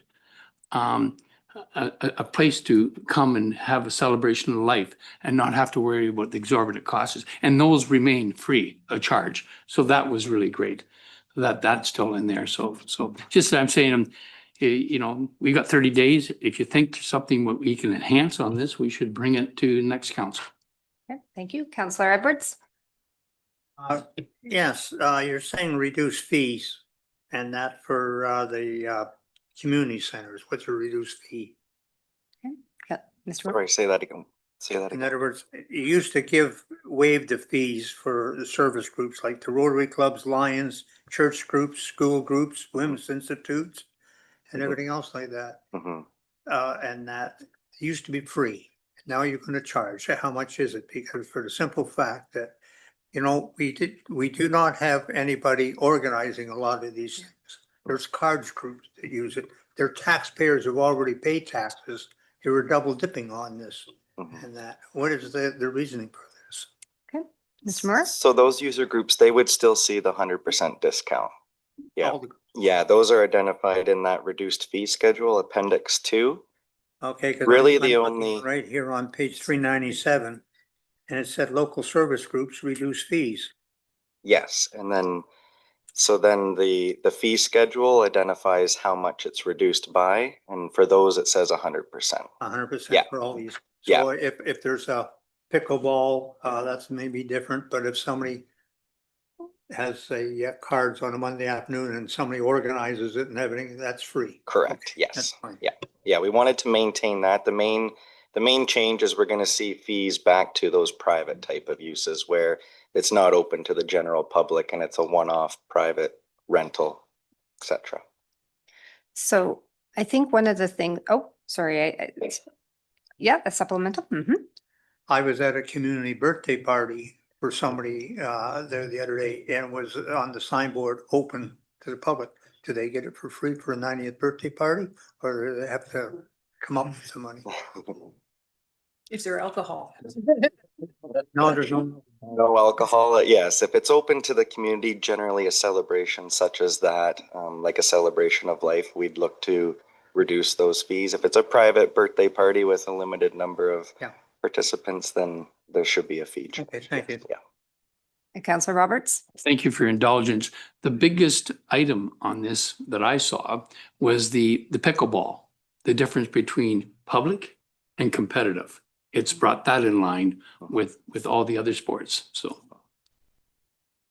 And I have read the resolution, but I actually, it kind of picks up on where I think Councillor Zavitz started a question, which was the fact that staff have really been working with our community to come to some of these things. And that's sometimes why refinements come, is as we get a little bit smarter. And honestly, the more we're engaged with the community, you know, these things will all kind of come into alignment.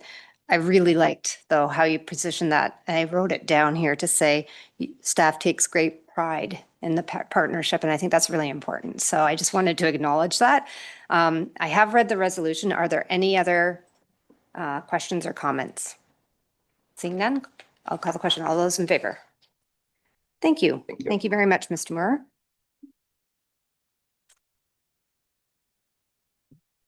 And I think we are back to Director Clucci.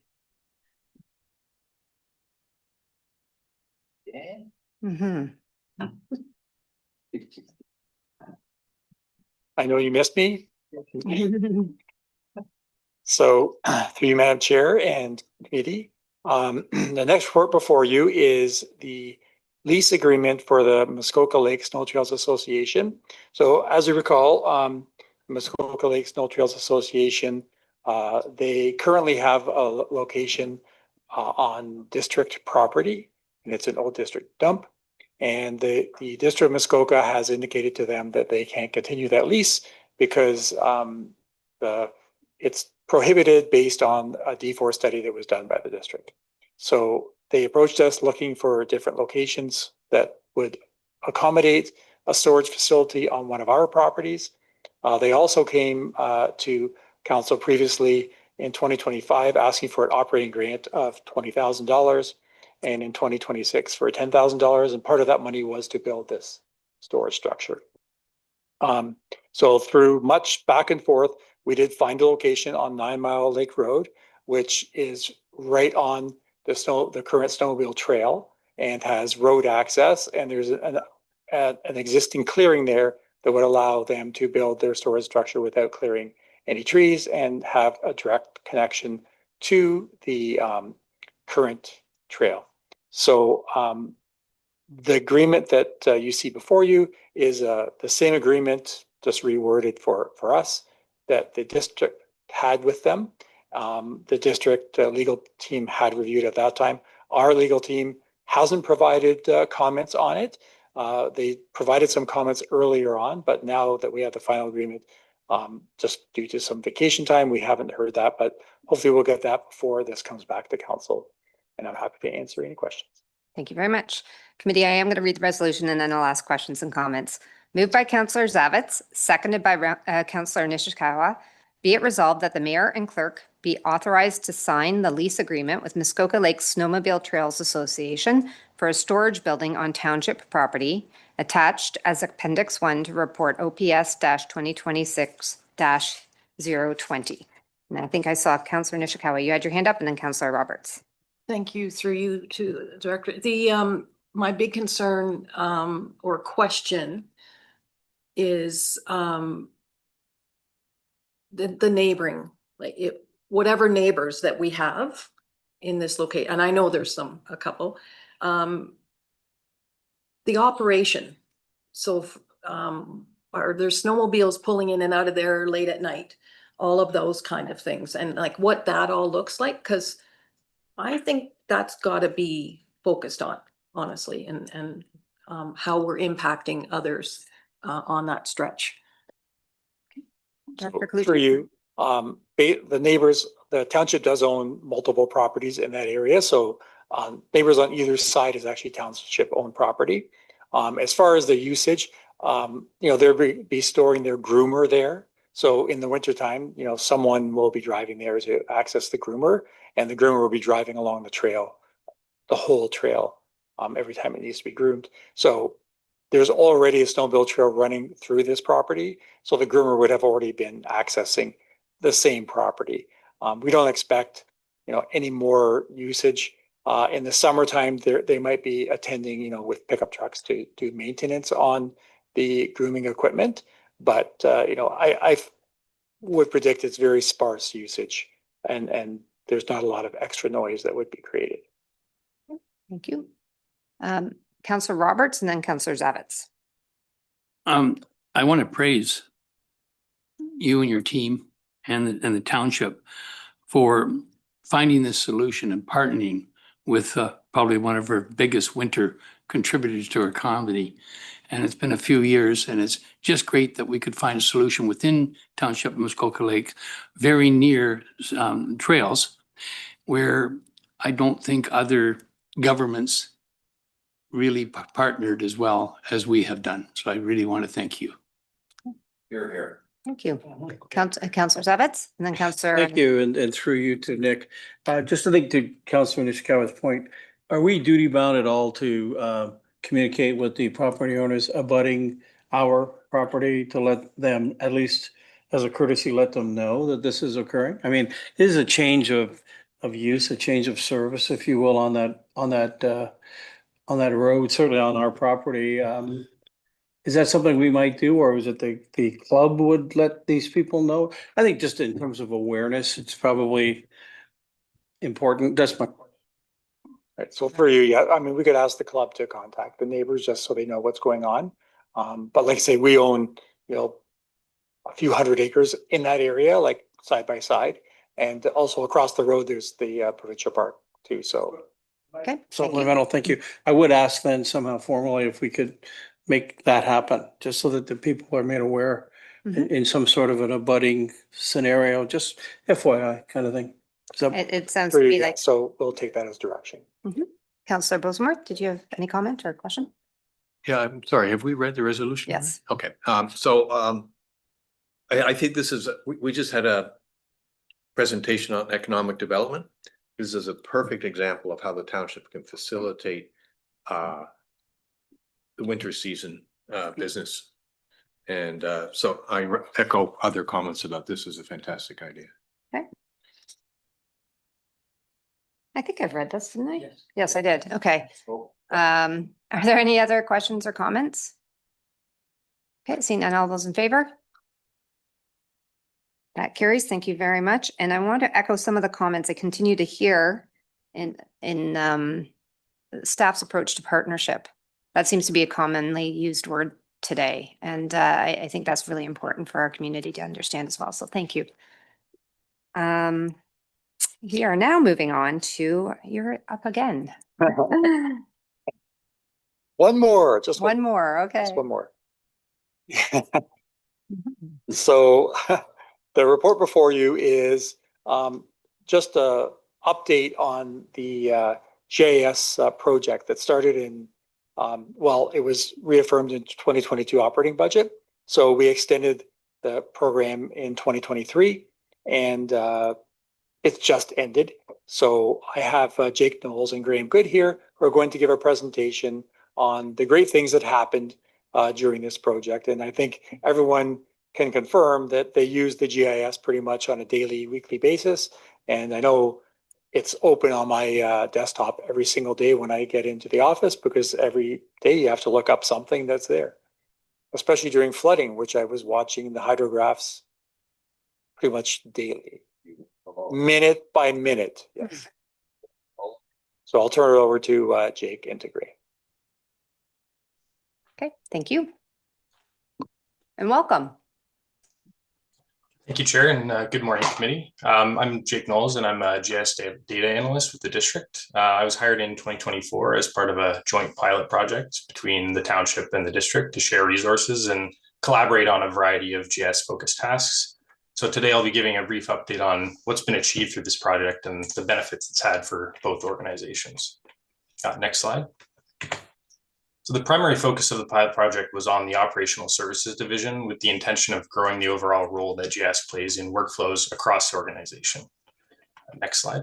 So the first step was to conduct a thorough cleanup, review, and verification of the township's existing spatial data sets. While the township had a great foundation to start with, it was essential to kind of wrangle the data into a more convenient data model for employees to use in their day-to-day work. This involved working directly with operational services staff to both fix data errors and generally restructure the data sets. Having completed this process for around 30,000 records across several different data sets, the next step was to make all this data available in a single convenient location for staff across the township to access. The solution we decided on was to include them as new layers in the employee apps on the Muskoka GeoHub, which staff are already familiar with, and where they can be viewed in the context of all the other data we make available. Next slide. To give a quick overview of the data we've made available, staff can now more easily access detailed information on township roads, bridges, major culverts, guardrails, sidewalks, streetlights, signs, and storm sewer infrastructure. This model also provides an easier way for us to keep the data up to date so staff can rely on having the latest information available.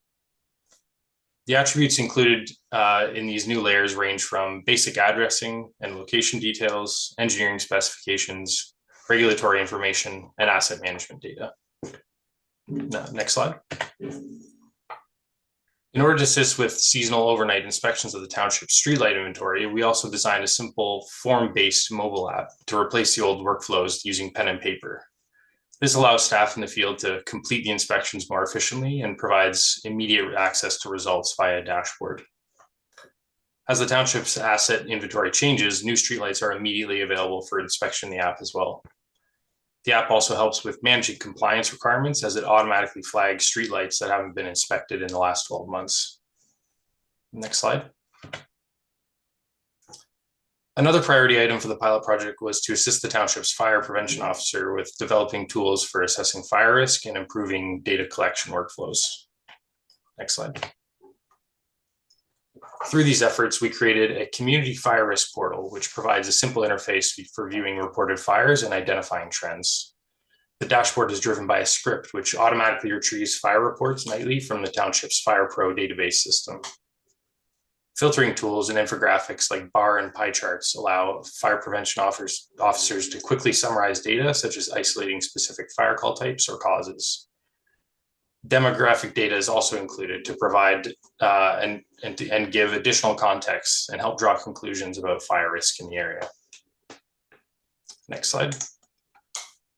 Similar to the streetlight inspection app I mentioned before, we created a form-based mobile app to help fire department members track the results of door-to-door survey visits as part of the fire alarm awareness campaign. It greatly simplifies collaboration with such a large area to cover, as surveyors can immediately see what neighborhoods have already been visited, as well as those they still need to cover. It also provides a quick and easy results for giving out incentives to top volunteers with the most surveys completed. Next slide.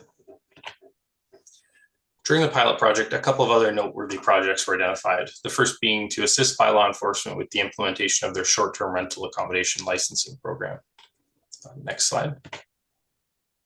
To accomplish this, we developed a script to automatically retrieve license information from Cloud Permit and use it to update a public web map on the township site with all the locations of valid short-term rental licenses. This same system is also behind the integration with Bylaw's compliance provider, Granicus, ensuring they have all the required data and contact information to fulfill their role in the program. Next slide. The final project I'll be discussing came at the request of the Township CAO to develop new public resources for improving flood awareness. Next slide. To accomplish this, we created a new hydrographs tab on our floodline and LiDAR mapping app, which is powered by a script pulling real-time water level data from Environment Canada. The data is recorded and plotted in hydrograph and juxtaposed with the MNR's operating level ranges for 7 locations in major lakes across Muskoka. Rather than just a basic water level number, this allows the public to quickly and conveniently understand when water levels are considered high or low with respect to historical trends and the MNR's own operating targets. We also use this real-time water level data to add live lake level lines to our floodline and LiDAR mapping app so that residents can see how current water levels translate to what areas are actually affected by flooding. Next slide. So thank you for making time in today's committee meeting to allow me to show off the projects I've been a part of. And it's been a pleasure working with Township staff and seeing how GIS can help people in their everyday work. While we already have a few GIS related projects with the Township on the horizon, I hope we can continue to collaborate in the future and explore more ways that GIS can make a difference. So thank you, Chair, and happy to answer any questions. Thank you very much.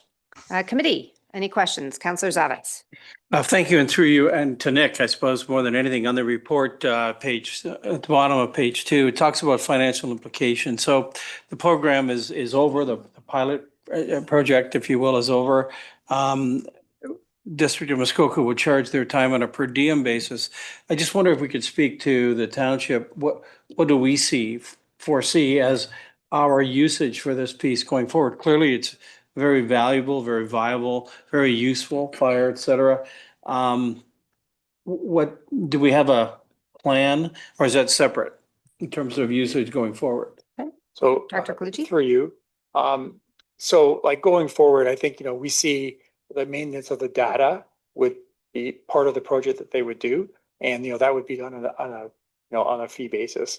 If there are any larger projects, then, we could look at those as part of the capital budget. So if there is something that comes up in the future, say we're revamping, part of the system that would require a lot more work, then we could, get quotes for that work and then include that as part of the capital budget. But for now, the work that we're doing is included in the operating budget as part of the minor updates. Thank you. Councillor Zavitz? Thank you, supplemental. I just wonder how you see that need coming forward, like who picks up on the need, and, it's obviously very important. As far as, hey, listen, we like to have. Councillor Zavitz, I think you just took your mic off. We'd like to have 4 different, studies done in 2027 or whatever the implications of that. How do the staff, the senior leadership team just come forward to budget and present their asks? Is that how it's going to work? Right, through you. So yeah, if there's larger projects, then, the leadership team would receive that from their staff, and then we look at implementing that as part of the budget. So if there is a large project, for instance, we have a program that we're using now for our public works work orders. And, we may be changing that program. So that may require work through the GIS to link the new program together. So that would be part of the capital project. Thank Thank you.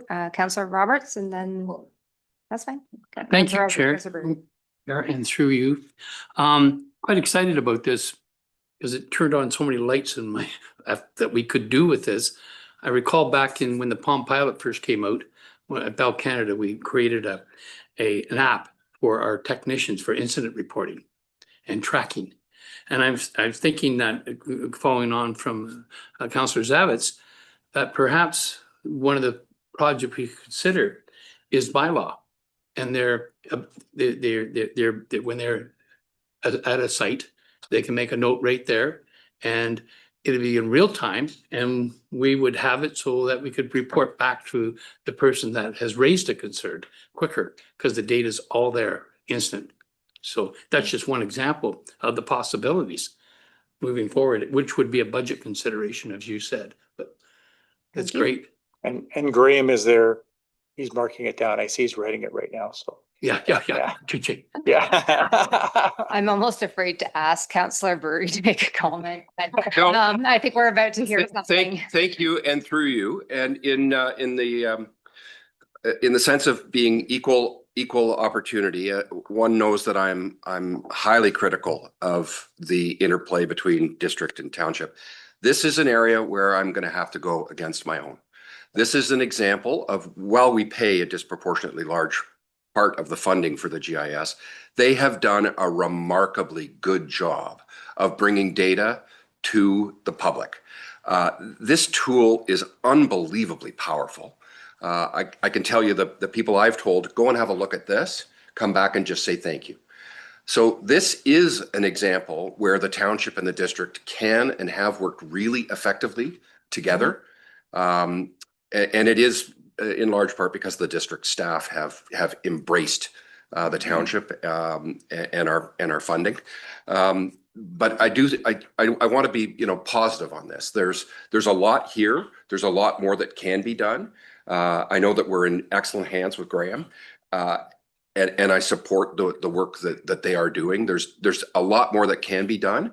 But this is a prime example of kind of the crawl, walk, run.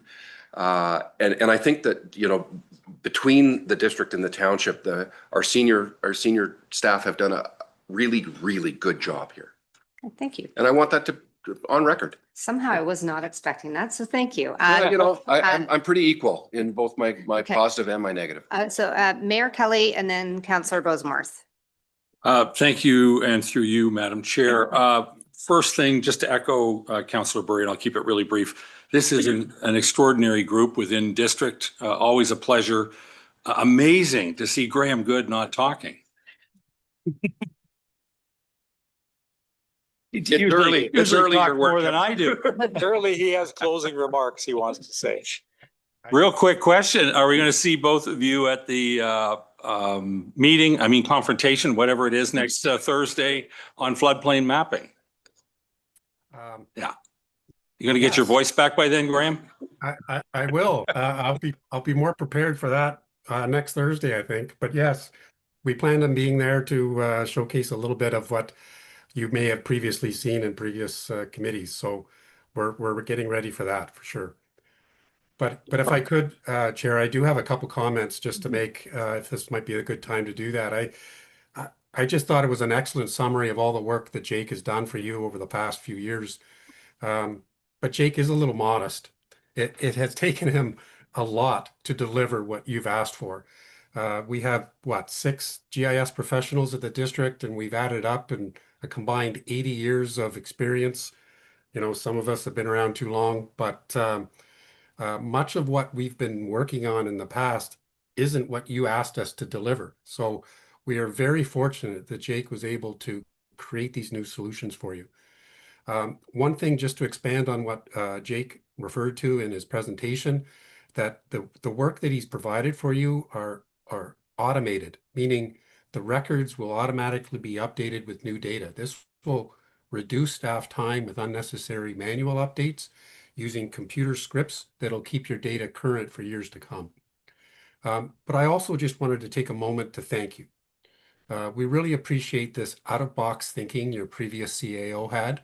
And we've worked closely with your current CAO to be able to secure Jake as a district employee and not only provide you with exceptional GIS mapping support, but also retain all of the lessons learned, all of the best practices, all of the new innovations that Jake has discovered through this process, so we could apply that knowledge to future GIS mapping requests that we were going to get from district staff and possibly other area municipalities that may wish to complete similar GIS mapping projects with us in the future. So once again, thank you for this opportunity, and we look forward to continue providing you with GIS mapping support for years to come. So thanks.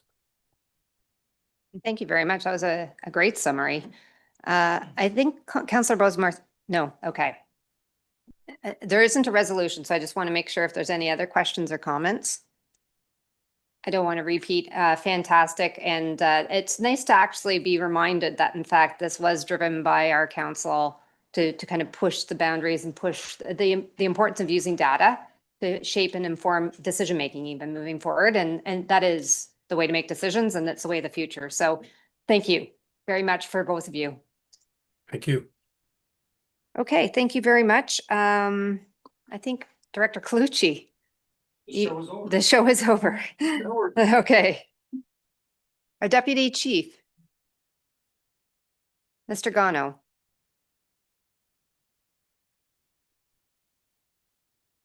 Thank you, Chair, Committee. Before you use a report about moving funding from a capital project to our operations, which is going to cover training.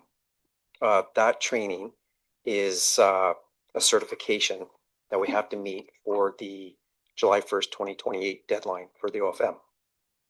Is what that training covers is our ice, water, and swift water training. And I stand before you for any questions. Okay. Let me read the resolution. This is the one, right? This is the resolution that I'm reading. I feel like I lost my thread on that one. Okay. Let me read the resolution and questions and comments. Moved by Councillor Bosemarth, seconded by Councillor Kent. Be it resolved that committee approve the cancellation of project 26032, self-contained breathing apparatus for $130,700, and that the funds allocated from the Fire Reserve Fund be transferred to the 2026 fire operating budget to offset costs related to service member training and equipment repairs. So are there any questions or comments? Not seeing any. I'll call the question. All those in favor? That carries. Thank you. Thank you. Mr. Cox, welcome back to the podium.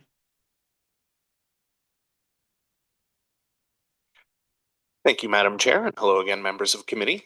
So the report before you details 2 requests for extensions to approved community improvement plan grants that have been received by staff in recent weeks. Staff have reviewed the requests, and as per for the reasons that are outlined in the report, we have no concerns with them and are recommending a 6-month extension to allow the completion of both of these projects. I'd be happy to answer any questions committee may have. Okay, once again, just I will read the resolution, questions and comments. Moved by Councillor Burry, seconded by Councillor Edwards. Be it resolved that the request for a 6-month extension to CIP Private Sector Incentive Program, Grant CIP-02-25 and CIP-03.25, be approved, and that the Director of Development Services and Environmental Sustainability or designate be authorized to complete amended financial assistance agreements on behalf of the Township. Are there any questions or comments? Seeing none, I'll call the question. All those in favor? That carries. Thank you. Thank you. So moving now into the new business section, there was a delegation from our Safe Quiet Lakes, but there was not a request for support. So I just wanted to acknowledge that. There is a resolution that has been brought forward by Councillor Roberts and seconded by Councillor Edwards in relation to the delegation that we heard earlier today from the hospice. Councillor Roberts, would you like me to read the resolution and then make a comment? Yes, thank you. Go ahead. Okay. And then I'll make a comment. That's Okay. great. So moved by Councillor Roberts, seconded by Councillor Edwards. Whereas Hospice Muskoka has provided exceptional palliative care in our community since October of 2020 through Andy's House and from September 2025 through Andy's House at Home. And whereas Hospice Muskoka receives less than 50% of its annual budget from the Government of Ontario, with the remainder funded by donations. And whereas palliative care needs are increasing in our community and Hospice Muskoka can meet those needs at half the cost of admission to MAC, and with specialty level care provided. And whereas Hospice Muskoka has 3 unfunded beds that have remained operational entirely with donor dollars since January 2026 to meet the increased demands for palliative services. And whereas Hospice Muskoka launched the Andy's House at Home with donor dollars in 2025 and has now reached capacity of the current staff. And whereas Hospice Muskoka has advocated to the Government of Ontario for stable base funding for Andy's House and Andy's House at Home repeatedly over the past 2 years, the total annual request is less than $100,000. And whereas Hospice Muskoka is now in a position of needing to consider eliminating access to 3 unfunded beds and/or consider scaling back the Andy's House at Home program to cut costs. And whereas the result of program cuts will impact hundreds of palliative people each year who will be forced to use the emergency room and hospital for palliative care needs at double the cost of hospice palliative care programs currently being offered by Hospice Muskoka. And whereas the annual increase in costs for MAC to absorb these people will be in the millions of dollars. Now therefore it be resolved that the Council of the Township of Muskoka Lakes request the Province of Ontario to take immediate action to 1. Provide Ontario Health Insurance Plan funding for nurse practitioner and social work services delivered by Ontario hospices. 2. Increase provincial funding for residential hospice beds to 50% of the comparable cost of an acute care hospital bed, recognizing the significant value hospices provide in reducing hospital utilization and improving end-of-life care. 3. Establish stable, sustainable funding for hospice operating costs to reduce reliance on charitable donations and community fundraising for the delivery of essential palliative and end-of-life care services. And that a copy of this resolution be forwarded to the Premier of Ontario, the Minister of Health, MPP for Parry Sound Muskoka, MMP Associate Minister of Municipal Affairs and Housing, President and Chief Executive Officer of Muskoka Algonquin Healthcare, and all municipalities within the District of Muskoka. So that is the resolution. Councillor Roberts and then Councillor Edwards, I'll ask you to make a comment and then I'll open it up to everybody else to discuss. Well, thank you. And I'll be brief here because the resolution really stands on its own. 2 or 3 weeks ago, we had a presentation. Milford Bay asked Andy House to come to Milford Bay Community Center and talk about the services and what's happening there in preparation for our fundraising activity that we're doing. And what I heard when they were going through, the message had been changing for the first time, and it was that they were getting their backs up against the wall as far as funding goes, because they had 3 beds removed from the funding from last year. They introduced Andy's House at Home because there was a strong need for this, and it's been great and overwhelming of the demand on that service. So they had a slide that says, asked us each to write a letter to these organizations, and I thought, you know what, we as a township should be supporting and writing that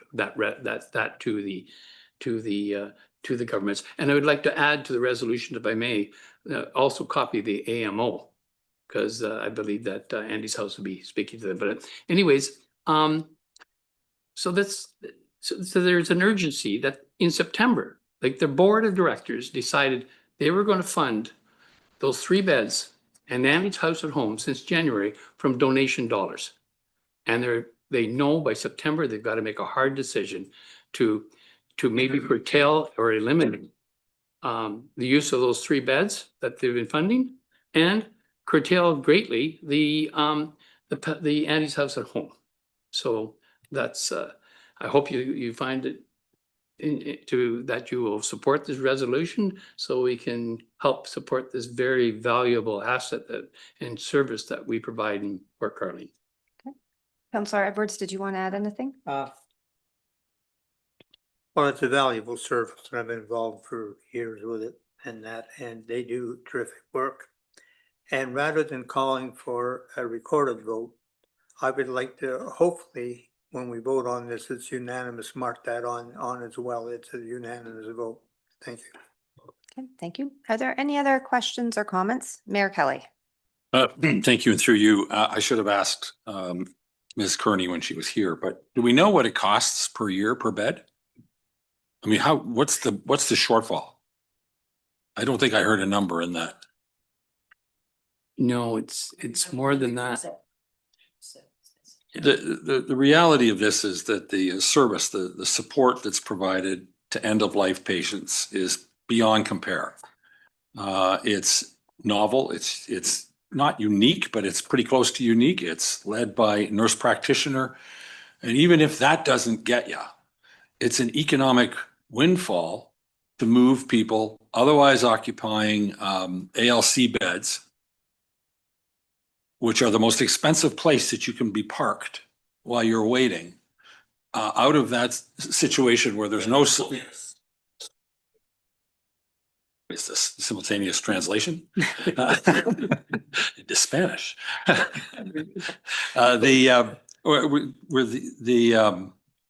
what was I thinking? I wasn't thinking. No, I think we're talking about the cost of the bed. Oh yeah, the cost of the bed. I mean, even if your heartstrings aren't plucked by this thing, the economics of keeping people in a hospital setting where the beds are the most expensive real estate probably in the province, as opposed to the cost of moving them into something here, which is considerably less, and the care is through the roof. This is a no-brainer as far as I'm concerned. Should be done. I was surprised. I was there when the province announced that they were funding the additional 3 beds. I think it was about 18 months ago by my recollection. Time ran out on it. I guess it was time limited offer, and they're back to looking for support for. I can correct you that the funding was taken by the hospital back. Yes. We're in a jurisdictional juggernaut. Okay, so I just want to make sure we keep coming through me, and I just wanted to comment that within this resolution, the one piece that I'll note was that the total annual request is less than $100,000. I don't know if that answers the question. I don't know how that could be. Yeah. No. But regardless, I think that could be to do with some operating costs. But this was in the resolution, so I may be looking to Councillor Roberts to comment. I see that now that $100,000 is some question around that. I'll just give you some mathematics on that to try to answer the cost or what they're saving. We know that since inception, they've welcomed 1,250 people through the doors. We know that the vacancy rate at Andy's House is low. And we know that a bed is $417 a day.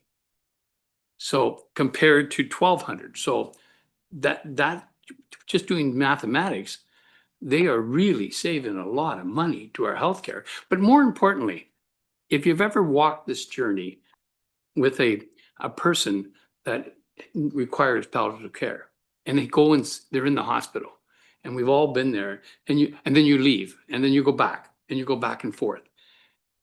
It's just so much pressure on a person that's at end of life, you know. So I hope find a way forward. Yeah. That I think that the comment is essentially the quality of the experience for everybody, person at the end of the life and the family around it. Yes. This is just a really wonderful model of how to deliver that that service and more cost effective. I see Councillor Nishikawa also has her hand up, and then if there's any other comment, oh, Councillor Edwards again. Councillor Nishikawa. Thank you, through. I think it's more of a question to the two parties that drafted the resolution. I feel that $100,000 remark could or should be removed, because I focused on that number. I'm trained to focus on a number, what it's gonna cost, sort of thing. And I think that 100,000 diminishes the request. Would you like me to read the whereas section again, just so that and whereas Hospice Muskoka has advocated to the Government of Ontario for stable base funding for Andy's House and Andy's House at Home repeatedly over the past 2 years, the total annual request is less than $100,000. Do we want to remove that, that comment? Okay. Just that. Or just remove the value at the end of The it. value. Yeah. I'll take the, okay. Thank you for picking that up, Councillor. Councillor Edwards? Yes. One of the things that came out at that meeting was that nurse practitioners are not funded by the government. No. And they have. Yes. Ontario has been dragging their feet on it. The federal government has said that they have to fund it, and they're dragging their feet on it. So that's why the nurse practitioners are not getting funded the way doctors and hospitals are. And that's another big thing that we should be looking at. Also, I have been talking to some people in Windermere, and we're going to ask hospice to do a presentation in Windermere at some point. And when I find out the date, we'll invite all of you. Thank you.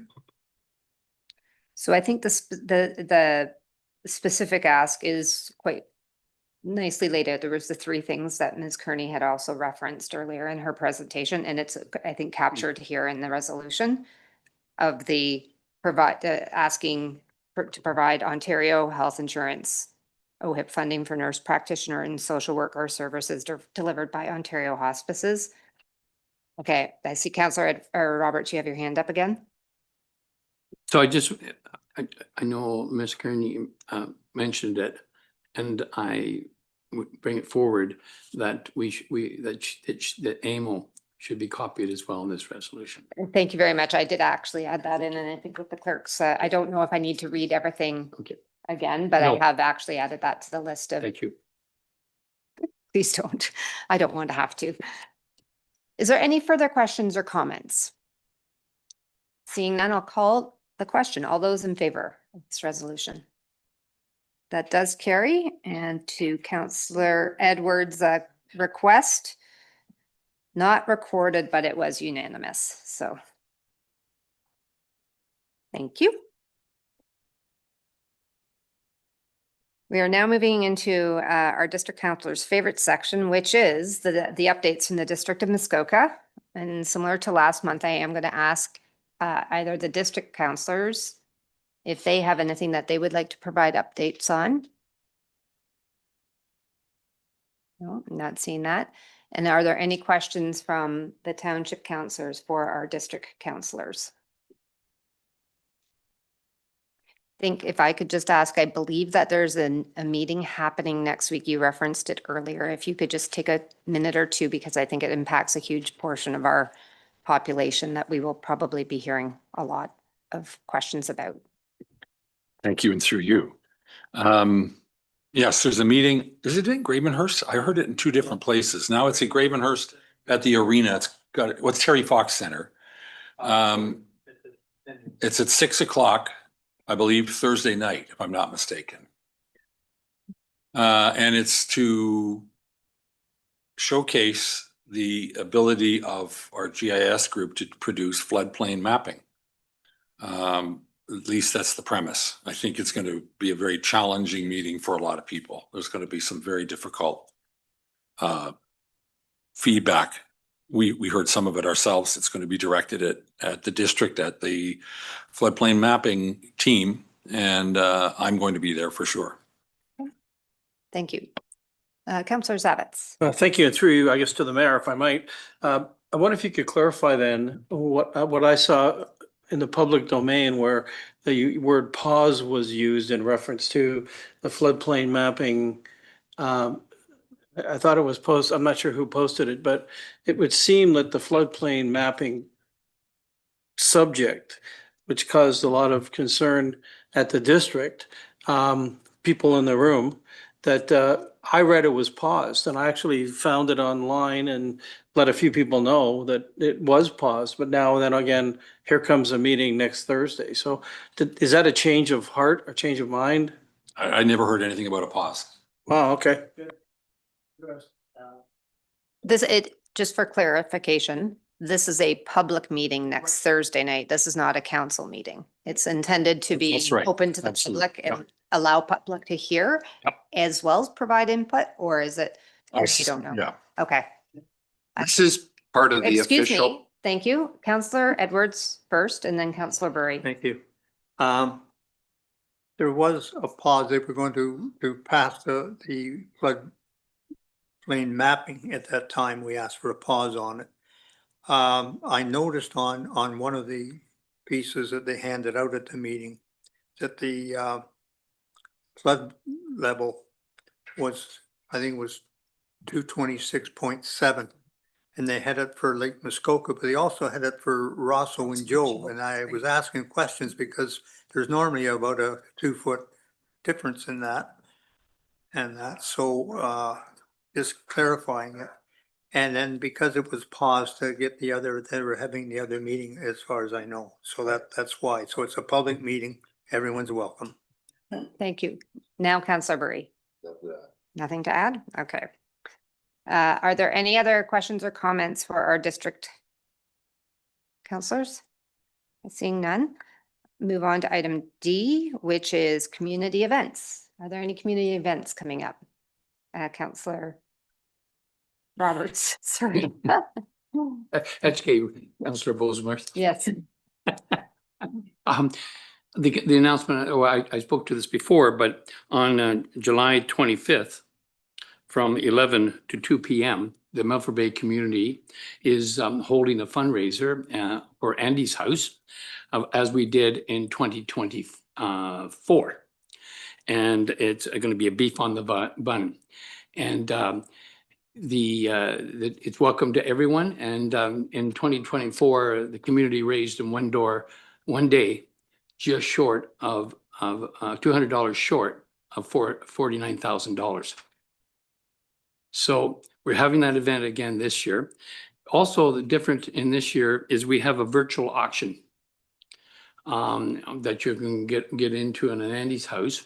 I'll send everyone the QR code if they wish to see it. And there's some very great artistic type of items, paintings and sculptures and stuff like that.